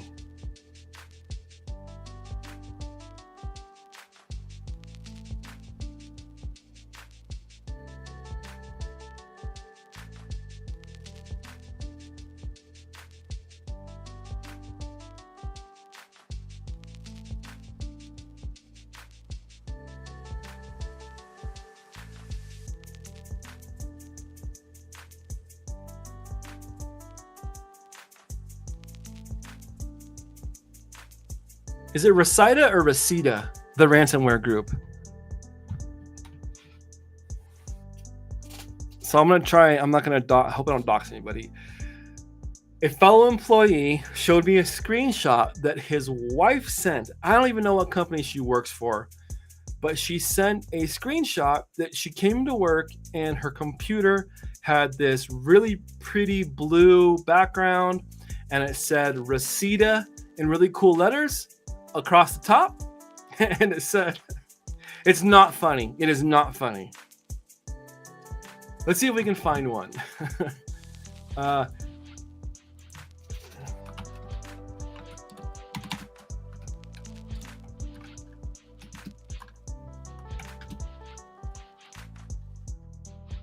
landing page?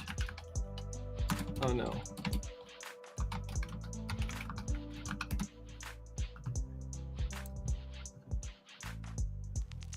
So the background she got was, let's see if it says the same thing. Can I look at it? No. Oh, CISA. What up, Jen Easterly?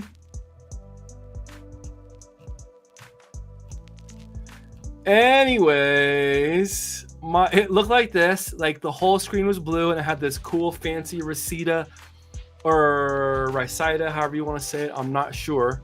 And it's not funny. Ransomware is never funny. But they said your penetration test has been completed. They got hacked and had ransomware. Did not have backups. And so it had been a week. And my coworker said that his wife said that it had been a week and they just now are getting their phones back online and they have to completely rebuild their network. They didn't have anything backed up. It was brutal. Physical lure, I agree. Boom. A project manager's assistant received an email requesting information for an ongoing project. The email attempted to convince the assistant that the project would fail to complete on time if they did not receive the information. Before giving the information over, what should the assistant protect against? A, urgency, B, typo squatting, C, consensus technique, or D, brand impersonation?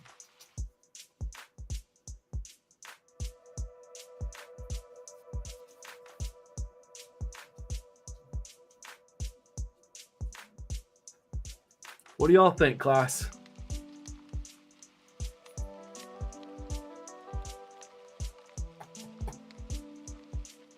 Good puppy.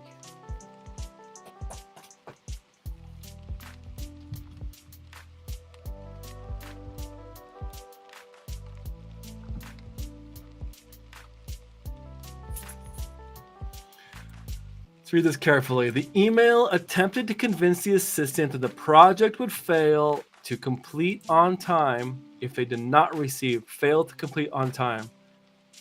I hear time, and I'm just saying that my brain thinks urgency. Urgency is time.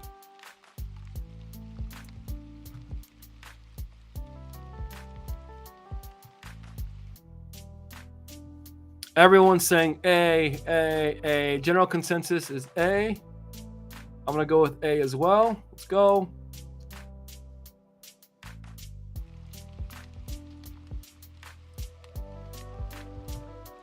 It's all good, Agent 57. Did not read it properly. I had one of those too. I had a couple of those when I actually sat for my exam and they came back to bite me in the butt.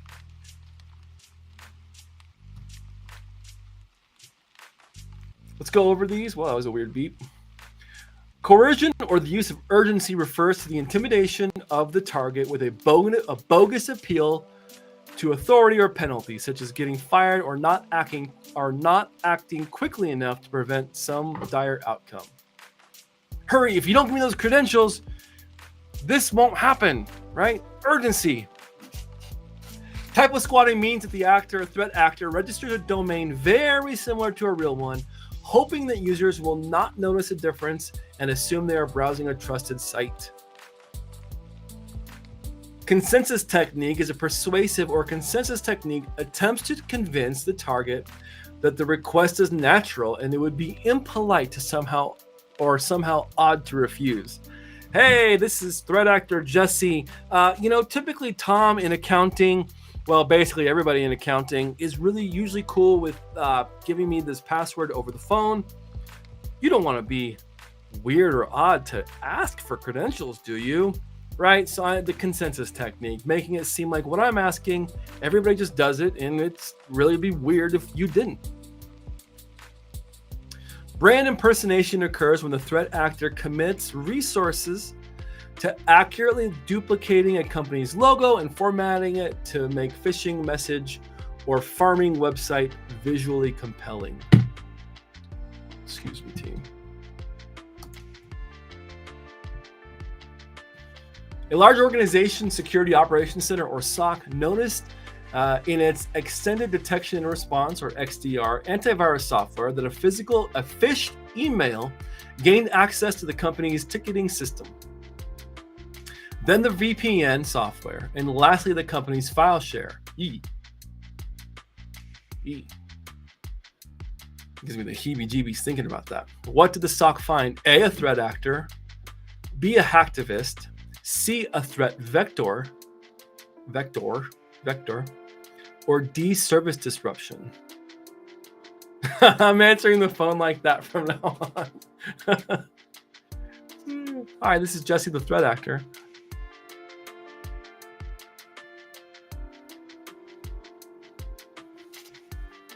For all of you guitar players out there, I'm not sponsored by this company, but Greer amps, they make this pedal called the Lightspeed Overdrive.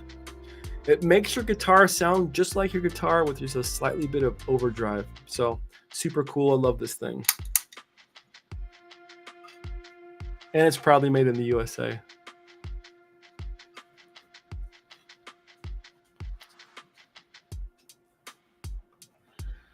Okay, back to the message at hand. Hacktivist, it's not a hacker for a cause. And we don't see any signs of service disruption in this environment.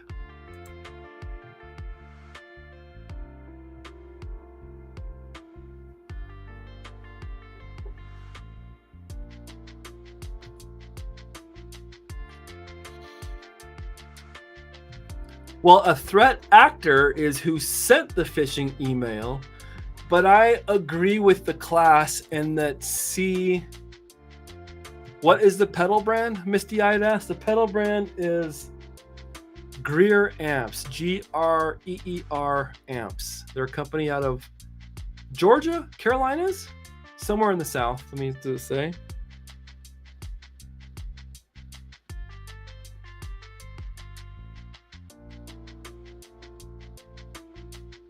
Where's GA? Is that Georgia?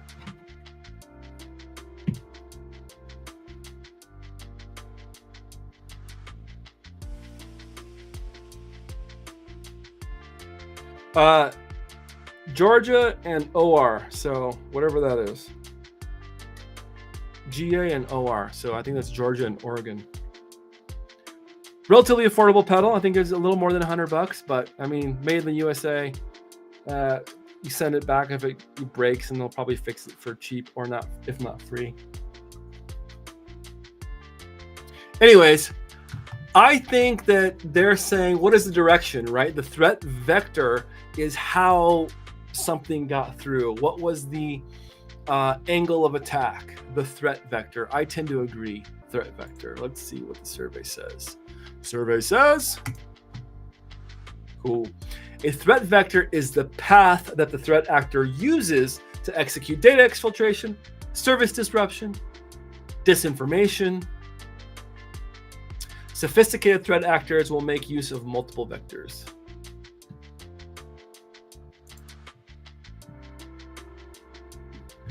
An accounts payable clerk received a company-wide email requesting them to click on the link within the email to update their personal information in the human resources portal.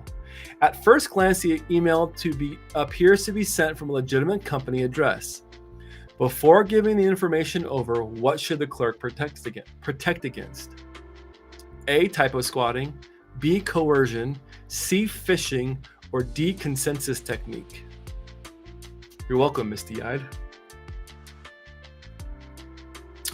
I get these a lot in my alerts and in some of the employees. If the spam filter or email gateway filter does not catch them, they get sent to me. And I see quite a few of these.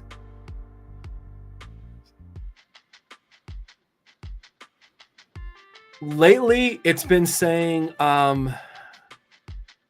instead of saying to change your password, they try and trick people. So the ones that I've been seeing at work say they appear to be coming from Microsoft, and it says to continue using your current password and username, verify here, and then you click the link. So I've got a couple different sandboxes. My workstation at work has just the Windows sandbox built in, or then I'll go run it on any.run, and it sends you to the actual portal, and it says it looks like Microsoft, but it says to continue using your current username and password, hoping somebody types it in, goes back to the malicious threat actor. They now have your current and active username and password. Lately, I've been looking at the source code for some of these phishing emails or phishing sites. One of them was hilarious because in the source code, the threat actor left little breadcrumbs of humor. You know, when you hit, I think it's F12. Let's see if this one will do it. Right, and we're looking at it just says document, but I guess if we go to let's go to like, I don't know, let's go to this website.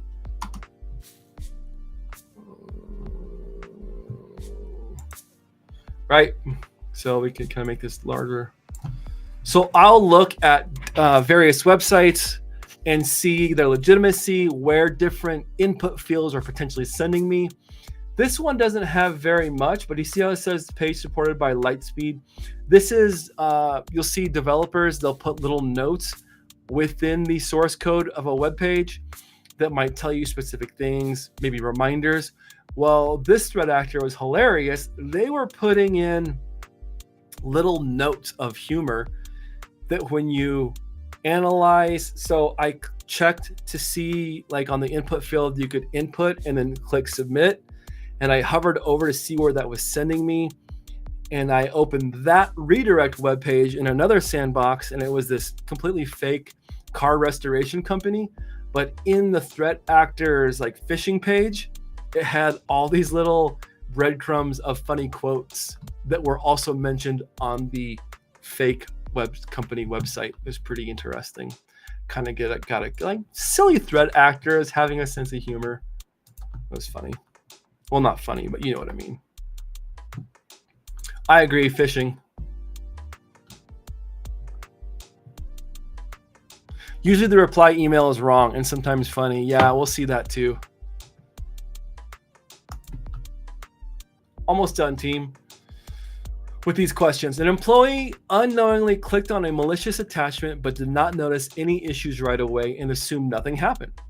A short while later, the Security Operations Center received a notification of a virus attempting to access IP address outside the company. What is the attachment most likely doing? A, attempting to disable a remote connection. B, attempting to create a local connection. C, attempting to disable a local connection.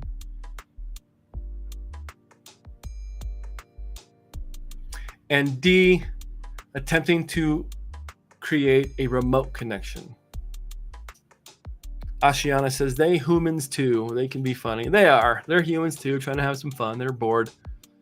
Maybe they're hoping that a cyber analyst of some kind would look and get humor out of it, which I did.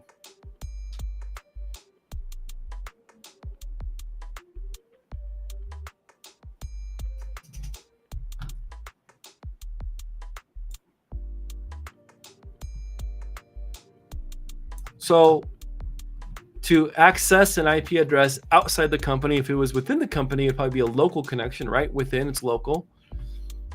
And so we know it's not trying to disable a remote connection because it's attempting to access an IP. We know it's not trying to do anything local, so we can scratch those off. I tend to agree with all of you out there. I also think that it is D.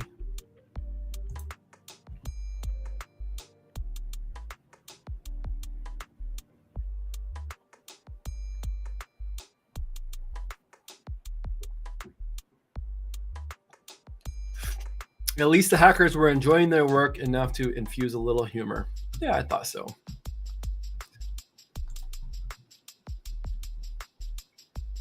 A large multinational software company experienced a ransomware attack.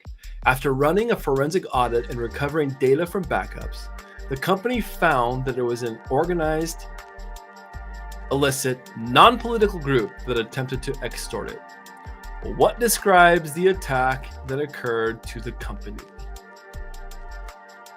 A, insider threat, B, hacktivism, C, service disruption, or D, cybercrime. I'm gonna turn that music down, although it's a good beat. It's probably distracting to you out there.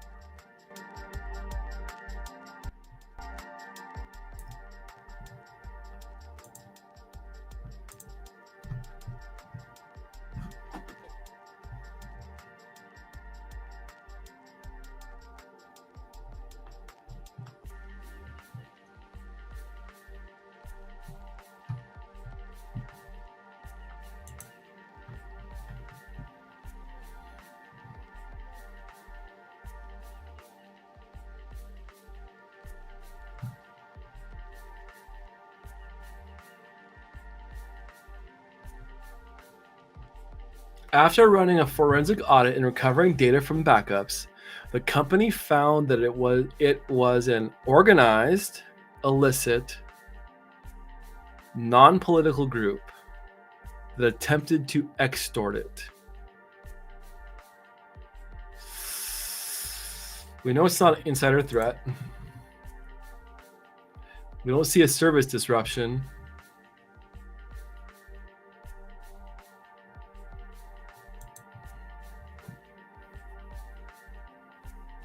Survey says D. I want to be inclusive here. Berto 11010111 says that it could be hacktivism.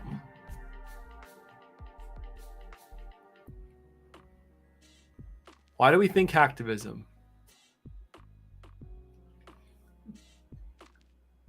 Berto, let me know in chat why you think hacktivism. Give me an argument. I'm thinking D2. Non-political,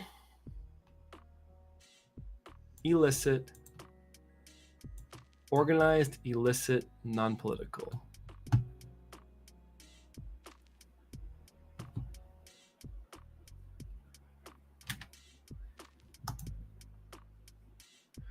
What do hacktivists do? They're hackers with a cause.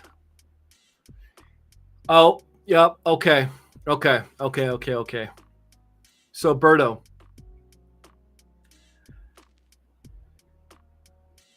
Yep. You took the words out of my mouth. The word extort. When I saw the extort. Good job. Thank you for responding A. And B, saying that you're in a rush. Because that happens with these questions. You want to get through them. We miss one word. And that one word could dictate the answer. So it's, again, I know I'm beating a dead horse or whatever the saying is. You got to read the questions all the way through.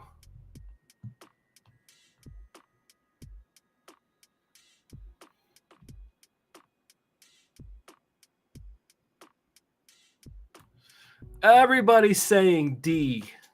I tend to go with D as well. So to clarify, is it the word attempted that makes it cybercrime and not hacktivism? Accessory, I think what makes it cybercrime and not hacktivism is this word extort. Typically, extort means to like, so if I hold your data ransom and I say, you need to pay me money, I'm trying to extort money from you to get your keys back, your decryption keys. Excuse me.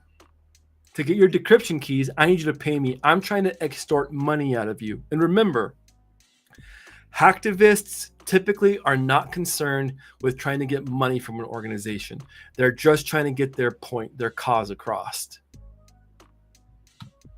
Agent 57 says, the organized and illicit part that led me to cybercrime. Yep. I'll put this on chat. Berto is kind of saying, and I can see, I was confused when I saw non-political, and that kind of led me towards hacktivism as well. I agree. But extortion is a crime, and so it makes sense whether in real life or tech. Exactly. That makes sense because hacktivists typically don't want that cash, y'all, and that's true. All right, let's send it.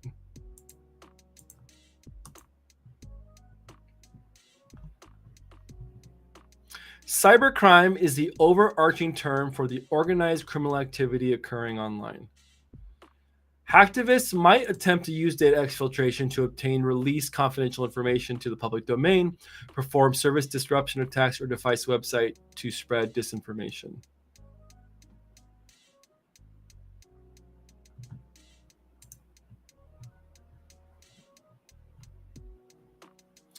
A MSP or managed service provider company decided to delay the implementation of new antivirus software for its clients after discovering that the vendor could not patch its software automatically. Why might a company not want software that is unable to update automatically? A, it can save them money. B, it may not fix newly found vulnerabilities in a timely manner. C, it will require less effort not purchasing software. Or D, it will require less effort to update the software. Okay, this is a backwards question. Let's review this one. Why might a company not want software that is unable to... I don't want the software because it doesn't update automatically. Got it.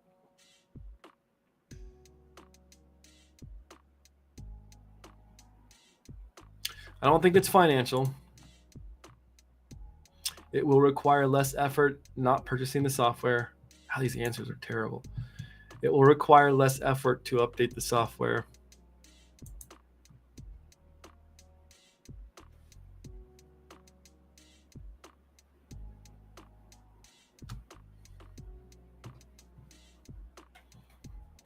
Survey says B. Class says B. Survey says, I agree with everybody. I think it is B. I'll let a few more answers come in chat, but I think it is B.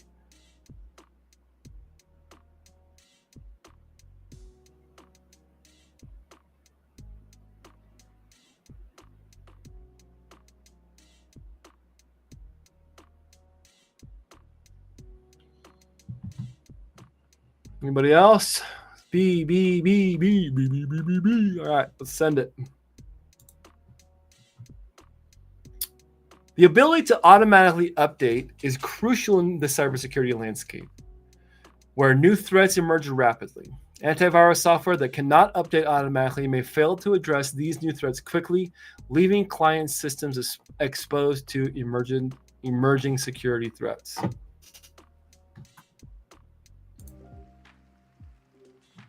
Okay, that was it. That was the final question out of lesson 2, comparing threat types. 95%.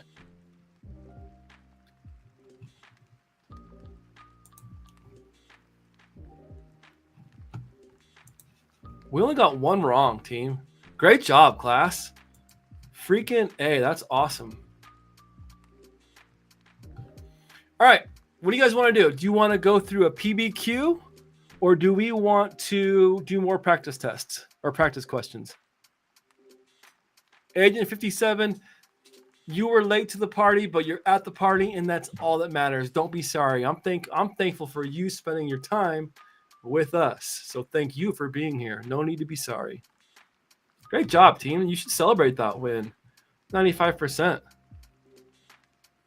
PBQ, please, dude. Yeah, let's do some PBQs. All right, so you're going to sit down for your exam, and the first thing you're going to see is PBQs. Berto1101101111 says, I was also late here too. What days are you on?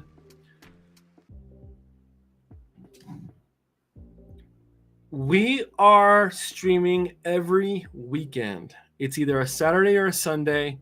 Find us on LinkedIn, Slay Security Plus. Join the Discord. And I try and update a couple days in advance. We were doing consistently every Thursday at 7 p.m. Eastern Standard Time. I got a job in cyber and no longer can do Thursdays. So we are moving Slay Security Plus to weekends. I believe it's going to be Saturday at 5 p.m. Eastern Standard Time is going to be our new time moving forward. But just check for us on the weekends. We're trying to get a consistent time nailed down. I promise, I promise, I promise.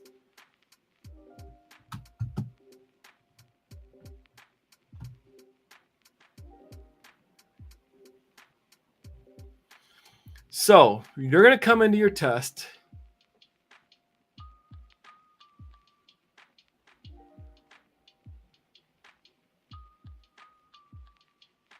Yeah, I was late too. I've clicked the bell icon, so hopefully I won't miss any more. I'll turn on notifications and also join the Discord. Yes, please do. We try not to blow it up too much, but I will say the Discord is full of people that have even sometimes already taken it, and it's just a rich community. We really try and support each other, even with like life events, people getting hired, people not getting hired. But yeah, the Discord and then the bell icon on YouTube will let you know when we're going to go live. But count on us being on weekends. I'm thinking it's going to be Saturdays moving forward because next week football season starts. Like I said, we're a football family. I'm a football guy, and my team plays like usually when I would be streaming. So thank you for doing the live. Happy Labor Day, everyone. Thank you always, Awesome AM. I appreciate that. Happy Labor Day to you. Let's do a PBQ. This is what they look like. This is really close to what they look like. I don't know. Apply appropriate policies and regulations. Summarize incident response procedures. That could be fun. What does that one look like? Oh, we're in.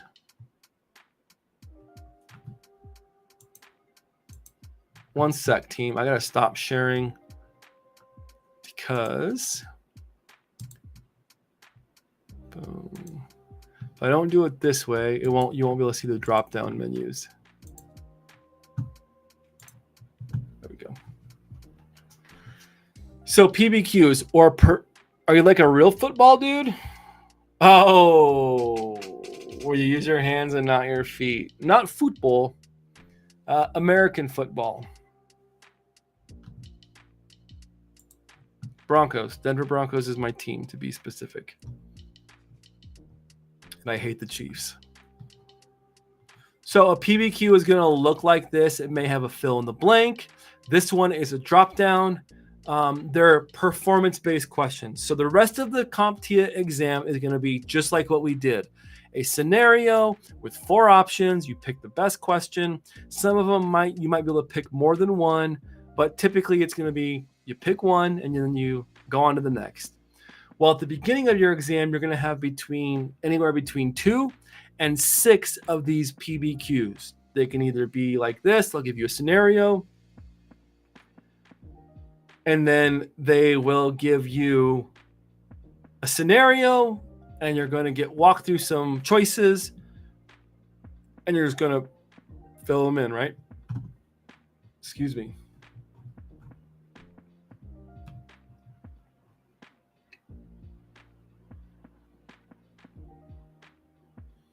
You are a cybersecurity engineer working for a security consulting firm specializing in penetration testing and cyber incident response.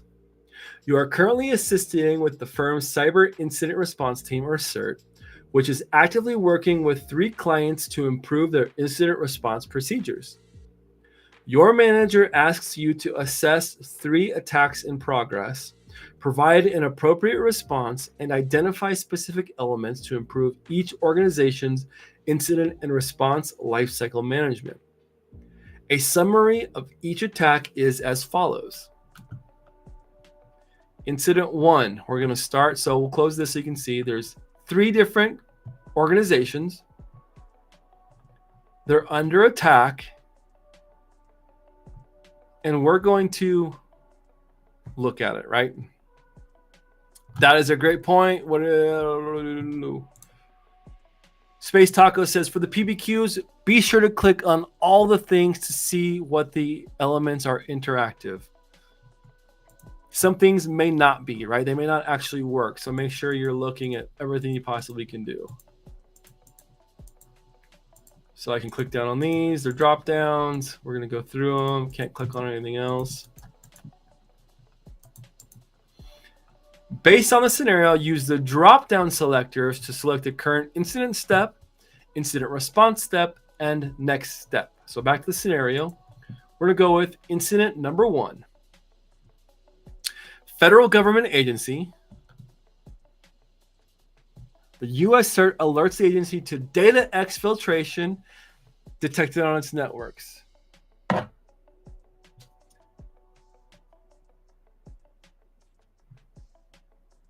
HackerOne is dangerously close to the sensitive personnel databases. The CERT team manages to contain the attack and HackerOne. Okay. Current incident step. Analysis, containment, detection, lessons learned, and preparation.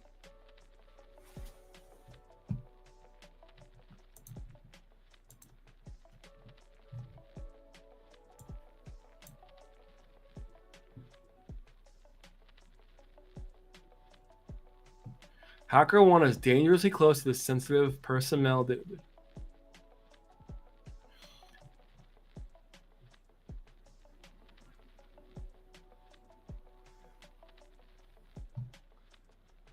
The cert team manages to contain the attack and HackerOne. Current incident step, containment. I agree.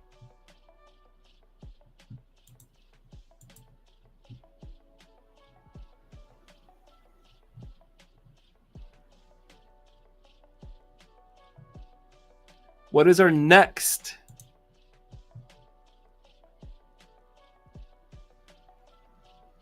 Our next response step.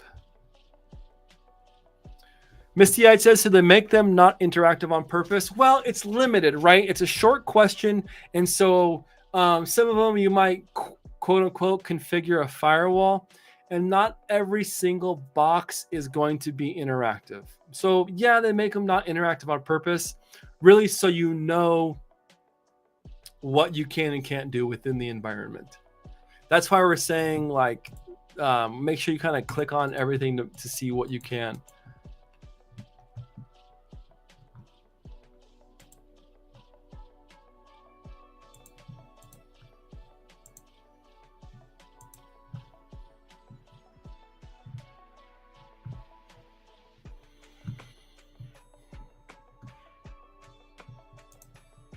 What is the scenario here? HackerOne is dangerously close to the sensitive personnel. The cert team manages to contain the attack and HackerOne. Well, we've already identified the attacker.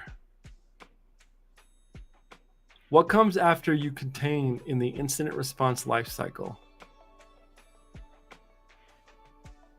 Identify the attack, analyze the attack, contain, eradicate, recover, lessons learned.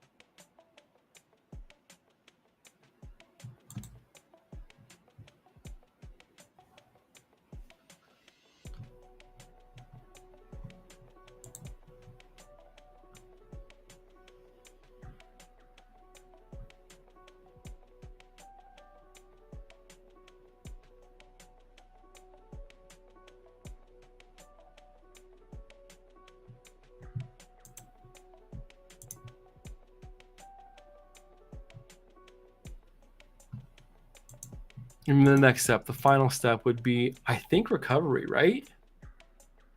Not detection. I know the setup of this question is confusing me. You'll see that in the PBQs. That's why I'm really glad that we can go through these in this environment. I will say that the actual PBQs are not quite this complex. This is a little more than the real ones are. So if that makes you feel better, hopefully that makes you feel better. While this is close, wish I could stay. Definitely replay this tomorrow. Thank you, says Robert. You're very welcome, Robert. Let's just send it and see how it works and then go.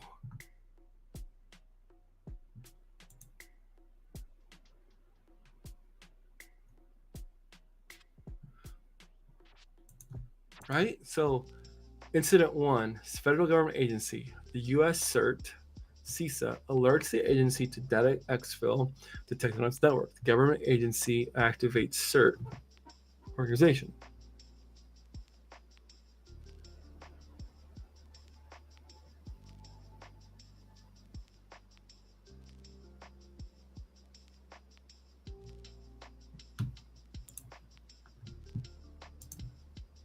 Contain, eradicate, recovery. Yeah, we've already detected it and identified it too. I agree. So let's see. Next incident, and then we'll see like what our deal is. When examining major bank, when examining web application firewalls or WAFs, the CERT discovers HackerOne attacking a misconfigured bank firewall. The CERT needs to determine the full details of the attack.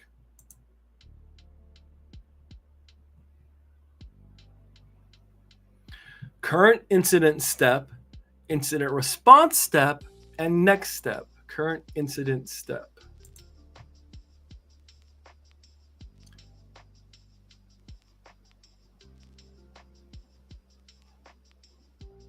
Have we detected it on the bank? Yep. So now we need to analyze, right?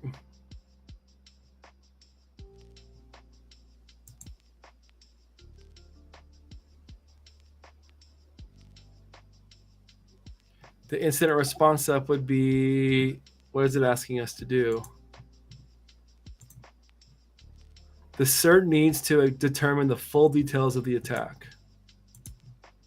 So would that be identification? Current incident step.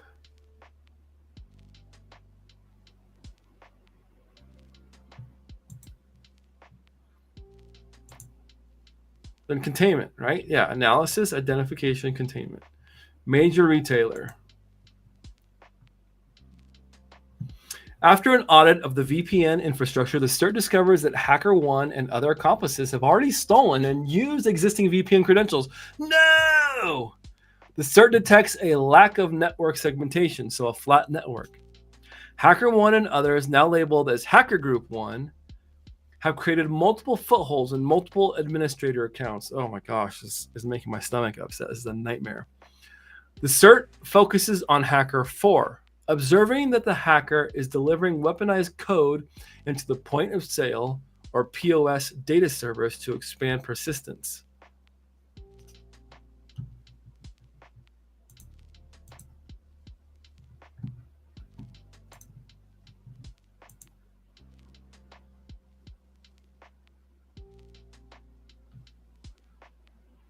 Detect.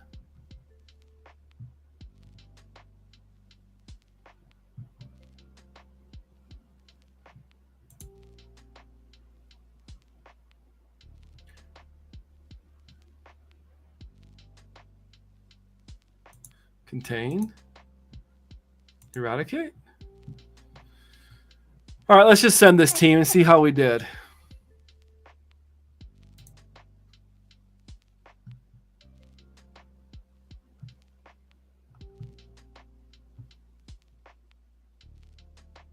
Okay, so we were right on the first one. I see. Okay.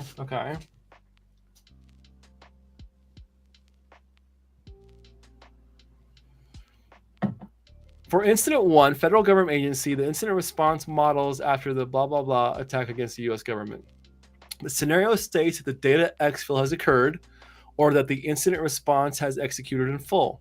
An aspect of the containment stage, once the incident reaches containment, the eradication stage involves removing the cause and restoring the affected systems to a secure state by applying secure configuration settings and installing patches.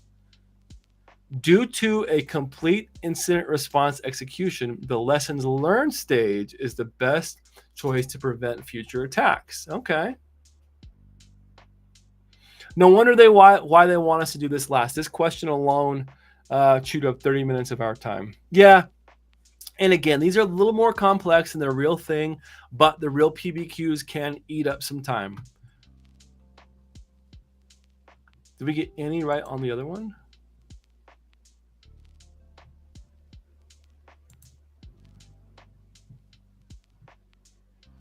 For incident 3, major retailer, the incident response models after the 2013 Target Corporation attack. The CERT observed that Hacker 4 delivered weaponized code to expand persistence. This activity correlates with the analysis stage of the incident response, where the team figured out what happened. The scenario requires a response in the containment stage to eliminate this hacker's persistence in the networks. Since the hackers delivered malicious code, this retail organization would benefit from the eradication stage.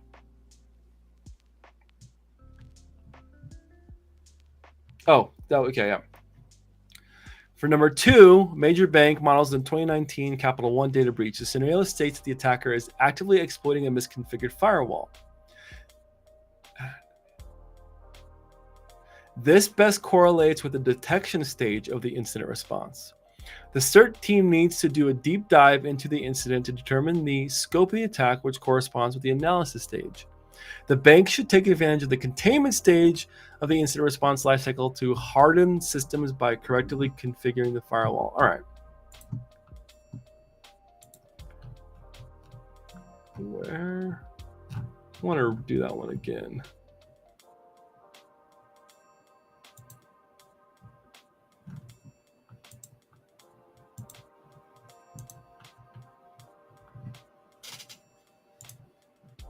So we've already identified it. We agreed. We identified it. We want to contain. Is the current incident step.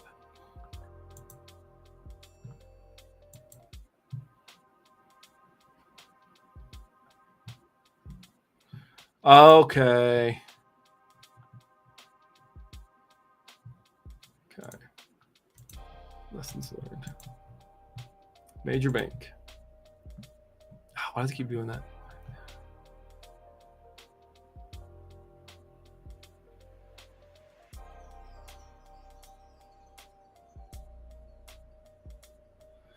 When examining the web application firewalls, the cert discovers HackerOne attacking a misconfigured bank firewall.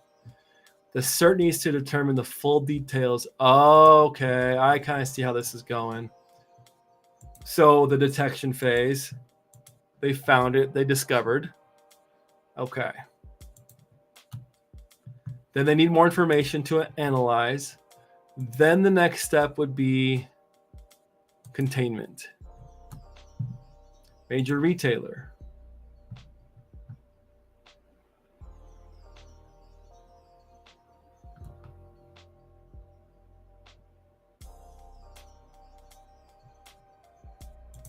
This is a hard one. Or the way it's worded, it's hard.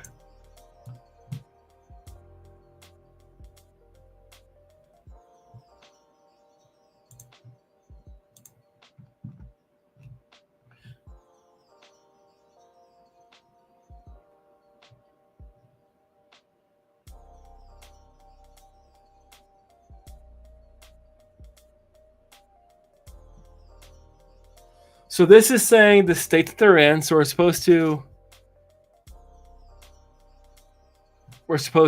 what is the current step, right? So analysis, observing that the hacker is delivering weaponized code at the point of sales. Then the incident response step would be to contain it. Then the next step would be to eradicate, because we need to get rid of that malicious code. Let's go, team.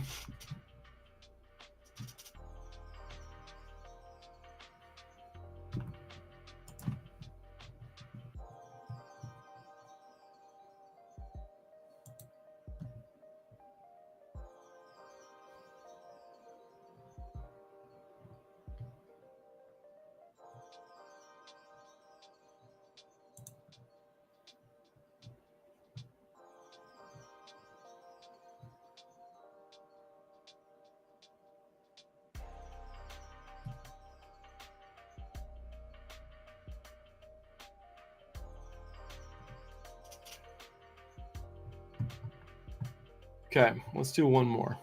What's the scenario here? You're a new security support specialist for a large shipping and logistics organization. In your role, you provide support to your organization's internal users via help desk ticketing system. Currently, you're reviewing, assessing, and diagnosing recent support tickets in your system's ticket queue. Each ticket provides a description of the issue and, in some cases, additional notes from other technicians. It is important to note that many end users do not have technical skills. Therefore, some descriptions may require close review to fully interpret and understand the user's issues. 3 tickets currently need your attention. All right, let's do this one.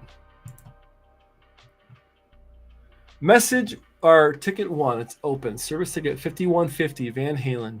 Woo! I received an email from what appeared to be one of our business partners. They were extremely friendly, referred to a recent dinner they had with our CEO, Mr. Daniels, and mentioned there was a pending invoice on our end, pending invoice on their end from us. They indicate that given close relationship and the importance of the upcoming project, the CEO suggested they reach out to me directly to sort this out. That's weird. An hour later, I received an email with a purchase order document attached. I clicked and opened it. It was a document that asked me to verify banking information, which I provided. Help. No. Gotta go get some groceries before everything closes. Catch you next time. See ya, Ashiana. Be well. Have fun getting groceries.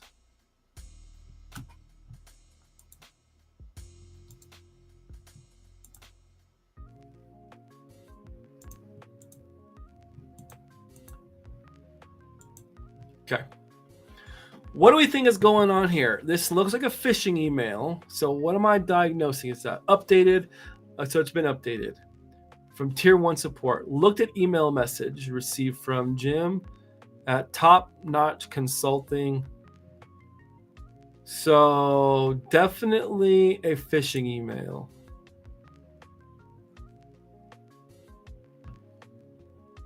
They have whaling in here. So misinformation, phishing, smishing, vishing, or whaling. Remember, vishing is voice phishing, so over the phone.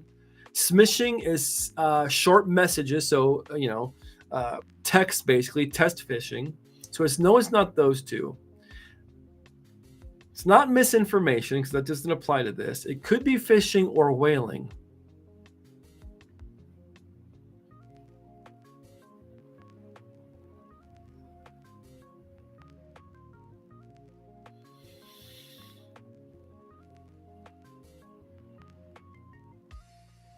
Whaling is when you target the C-suite. Now, they mentioned CEO in this question, but the message isn't targeting the CEO. The message is just using exactly Agent 57. Whaling would be if the email was sent to the CEO themselves. I agree. Great job. I think that the diagnosis is that it's phishing. Authority, the adversary tactic they're using is either authority, consensus, familiarity, social proof, or urgency.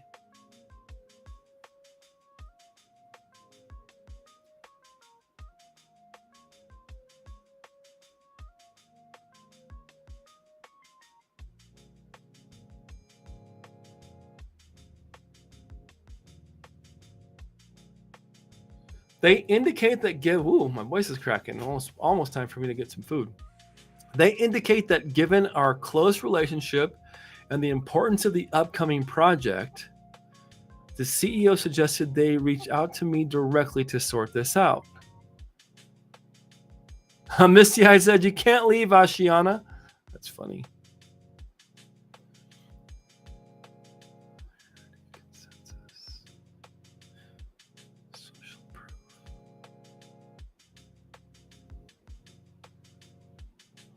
I've never really heard of social proof. Emily Weaver saying, hey, Emily Weaver, welcome to the party, pal. Is this your first time here at Slay Security Plus? People are dropping off.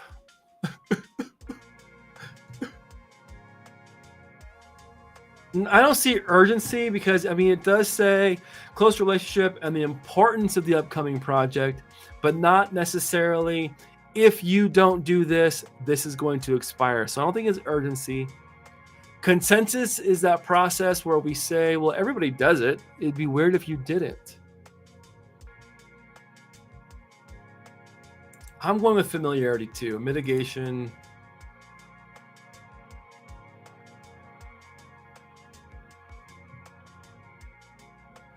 Avoid clicking links, block external emails, caller ID. It's not a phone call. Record calls, not a phone call. Or the last one, user training. Emily says, yep, first time, never caught us live. Welcome to the party. That's awesome. Cool.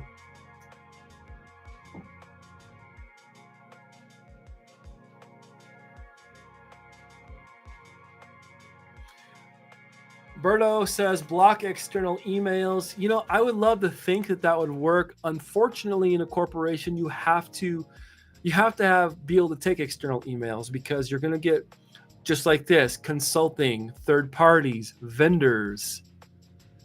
Avoid clicking links is the. I'm going to. Yes, you guys are all right, but I think Agent 57 is hitting it on the head with user training. And part of that user training is avoid clicking links. That's what I think too, but we could be wrong. But that's just what I'm going with.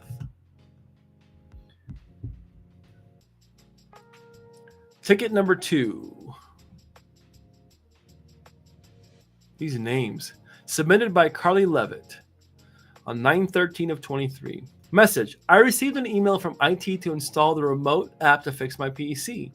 I had to ship out a few boxes, so I let the support person work as he was in a rush. When I came back, my computer was on a pornography site, and it keeps doing pop-ups. No pun intended. What were you fixing anyways? Notes from tier 1 support. Found DNS host file to be misconfigured with malicious entries. Diagnosis. Oh boy.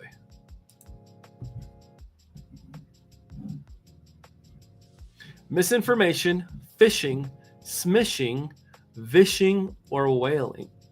Excuse me.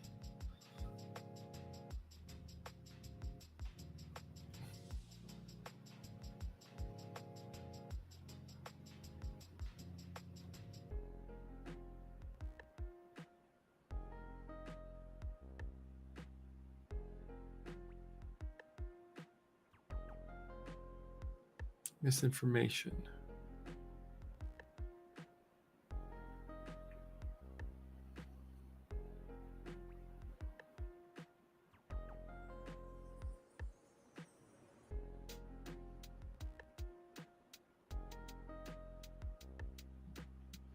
Jim Lund says fishy because of email. Again, I think it could be phishing too. I see how misinformation could be it.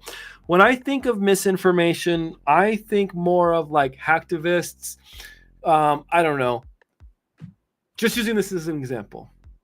Hacktivists hack the CNN landing page and they change the words to say, we support. Now, this is not a political stream, but I'm just using this as an example. Hacktivists hack CNN and they change landing page to say, welcome to CNN, where we support Iran and terrorists, right? That's spreading misinformation.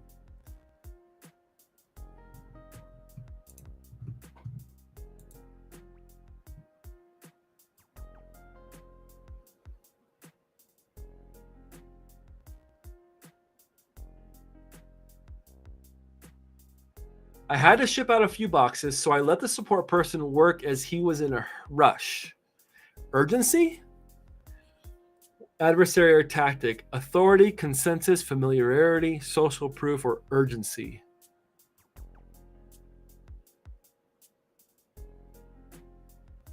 Yeah, Berto. With misinformation, that's what they're getting at. Agent 57 says urgency as well. Cyber Newbie says it would be misinfo or misinformation from email, though, so phishing, right? Let's just double check.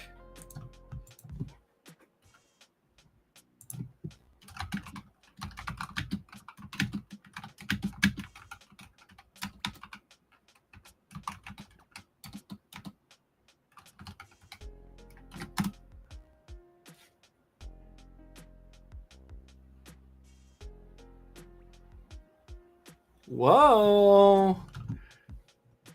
In cybersecurity, misinformation typically refers to the spread of incorrect or misleading information that can be used to deceive or manipulate individuals or organizations.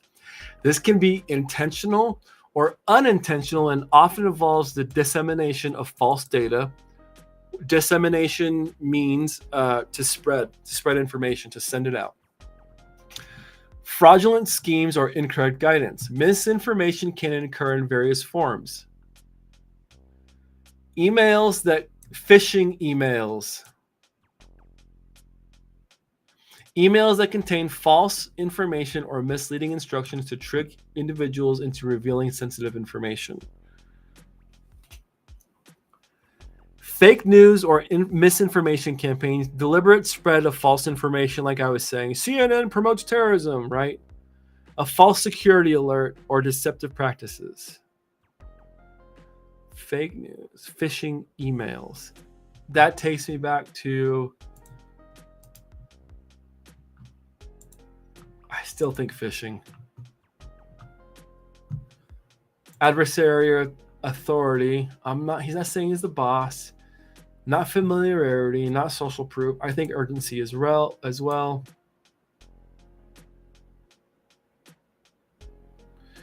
Mitigation. Avoid clicking links.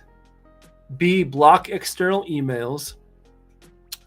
C, caller ID. D, email filtering. Or D, record calls.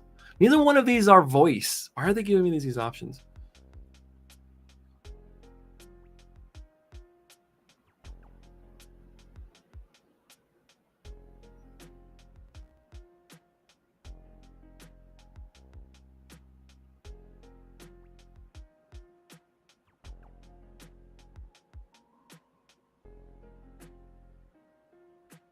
Email filtering. I'm going to go with that as well.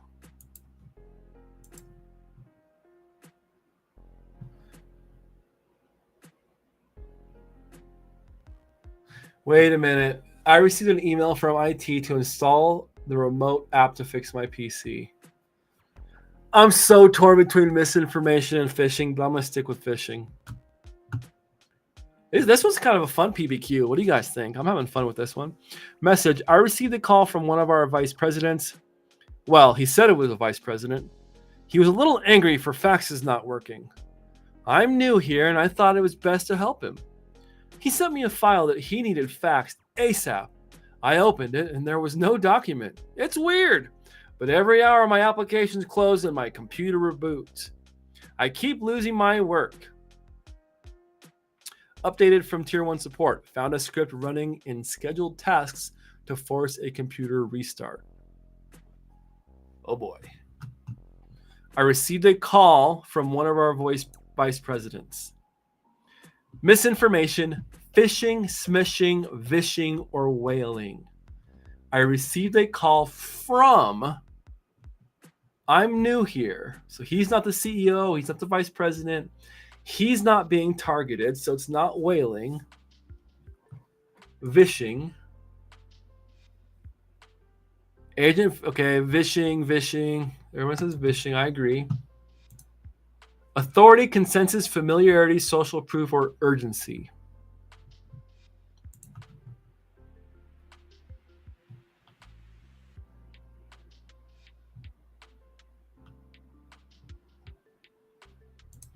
Authority, consensus, familiarity, social proof, or urgency. Everyone says vishing, so we're all on the same page with vishing.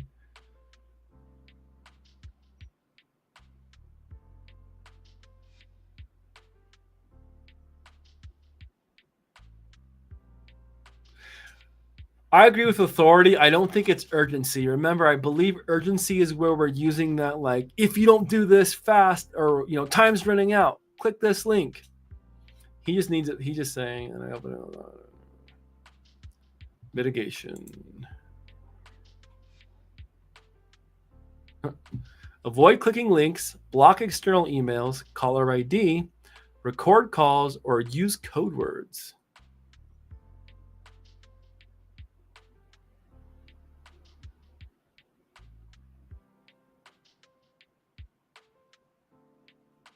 Ashiana, you gotta go get groceries. We'll be here on Team Replay, and we'll be here every weekend, unless something comes up. I don't want the stores to close because you're glued to your device. I would feel bad. Use code words? If you're the vice president, what's the code word? Pineapple.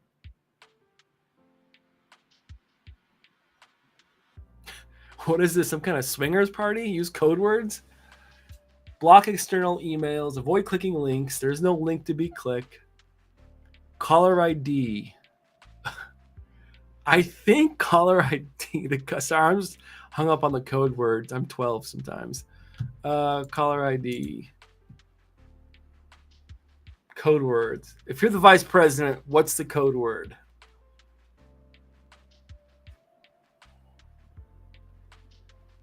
I'm in the store. Ha! Awesome.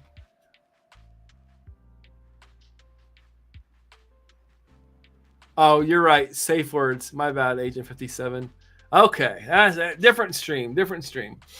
Vishing, authority, caller ID. I think this looks good. Let's send it. Avoid clicking links, Emily says. It doesn't look like there's any links to click on this last one. I received a call from whenever he said.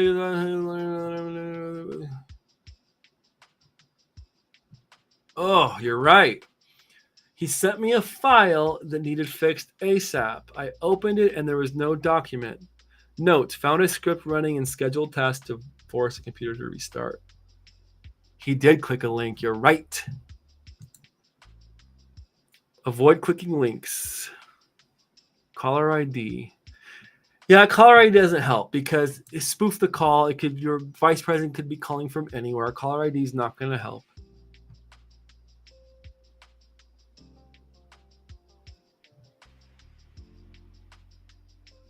Thanks for the correction. I read that question too, that scenario too fast. He did click a link. We're a team. Let's send it. You guys think this looks good? What do you think? Send it or fix it?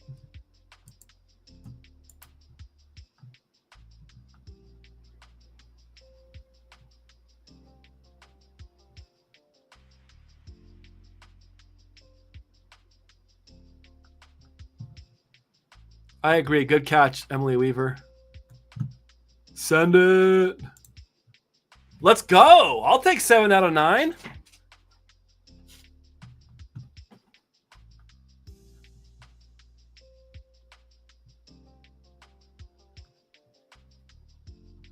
I will take, on a PBQ, I will take 7 out of 9. What is that, 80%? 7 divided by 9? Somebody do the math for me. In ticket 5150, the purchaser received an email from a routine vendor. The attacker used a tactic of familiarity to impersonate the vendor by asking how everyone was and setting the tone of comfortability. The diagnosis is a whaling attack, as the attacker directed the message specifically to the CFO. What? How do we know it's the CFO? Wait a minute. Wait a minute. We would have got that if... Hold on.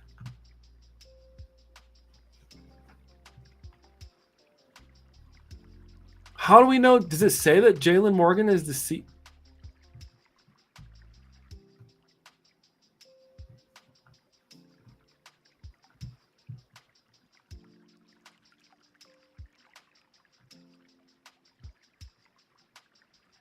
Thank you, Jim Lund. 77 to 78%.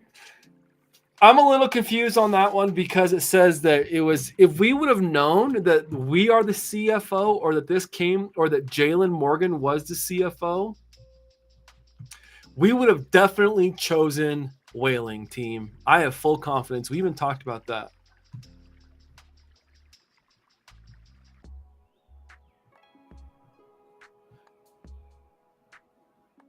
I don't know. I'm going to take a screenshot of that and send that to CompTIA. I don't like that question. We're going to go back and see. Save.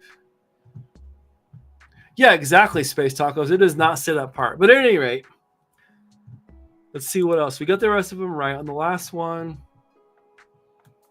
caller ID, I was right, but I don't know. Still, we did pretty good, team. I want to review that one again.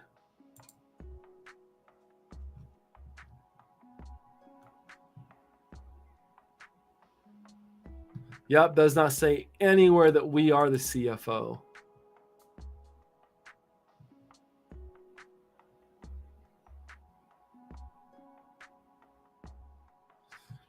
Oh, I see where we went wrong. Okay.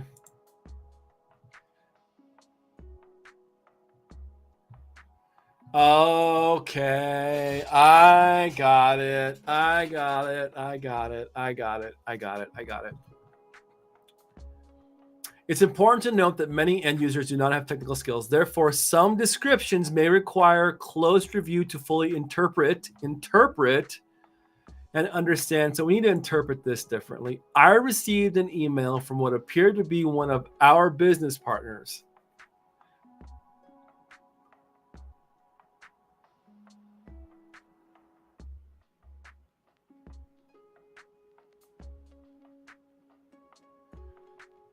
Okay. An hour later, received an email with a purchase order document attached. I clicked and opened it. It was a document that asked me to verify banking information, which I provided.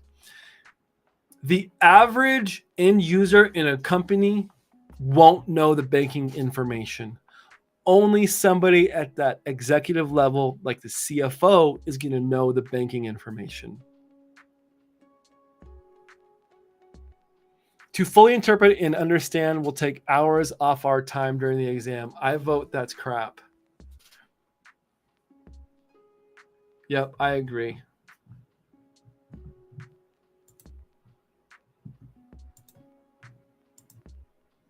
I don't. That's all right, team. We got that one. That one was I'll take it. I'll take it.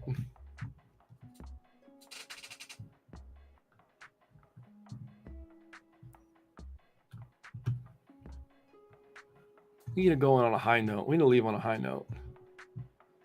Let's see.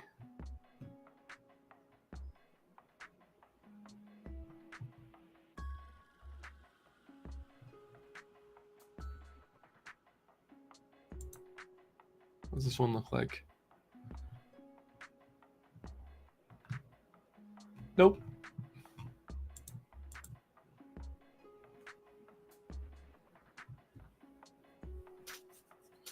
Team, you guys kicked major ass. Excuse me, Kennedy. You guys kicked major butt on that one. That question was bunk. There's a couple of them that are bunk. But more than anything, I just want you all to kind of get used to what the PBQs look like. As far as I know, besides Cybercraft, who goes through the exact same platform, there's not really a place to see what PBQs look like. And this is, again, the real ones aren't quite this in depth. So don't go in thinking that they're going to take you a half an hour. They're not quite this in depth.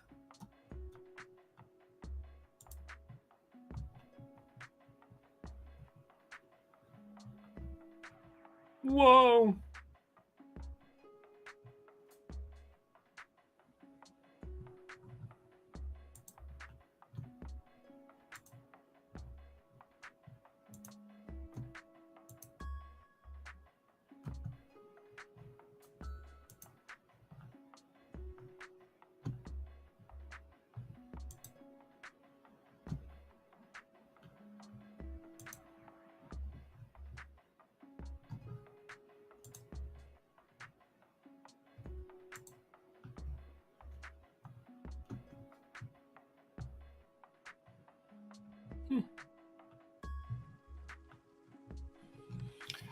All right, team. I think that does it for me. My brain is if I was actually studying, I'm starting to feel a little bit mushy in the brain. Hopefully this provided some value to you all out there in the internet world. Thank you for spending some of your Sunday evening with us here at Slay Security Plus. Remember, you can find us every single weekend. Most likely going to be Saturdays around 5 p.m. Eastern Standard Time. Still need to lock a few things in to get that time locked in. But you can find us every single weekend. Broadcasting live on YouTube, LinkedIn, as well as Twitch.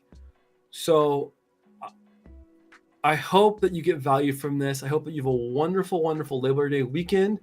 Enjoy getting out. Maybe touch some grass if you can. Thank you, Space Talkless, for being here. Jim Lund, it's good to see you. Haven't seen you in a minute. Cyber from Fire, thanks so much, and thanks to everyone. Yeah, this is a group. We're a team.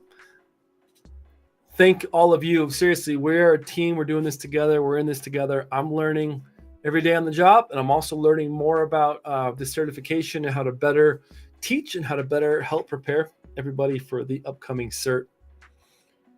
I love you all. I wish you an awesome Labor Day. You guys kick butt. Chuck, what's up, Chuck? Have a great holiday weekend. Good to see you. Agent 57, you're a legend. Thank you so much for the study session. We look forward to the next one. Stay well, and all the best to you and the fam, dude. Thank you. All right. What do I want to do? I'm going to eat some dinner. And then I think I'm going to jump into, I don't know. I was watching this.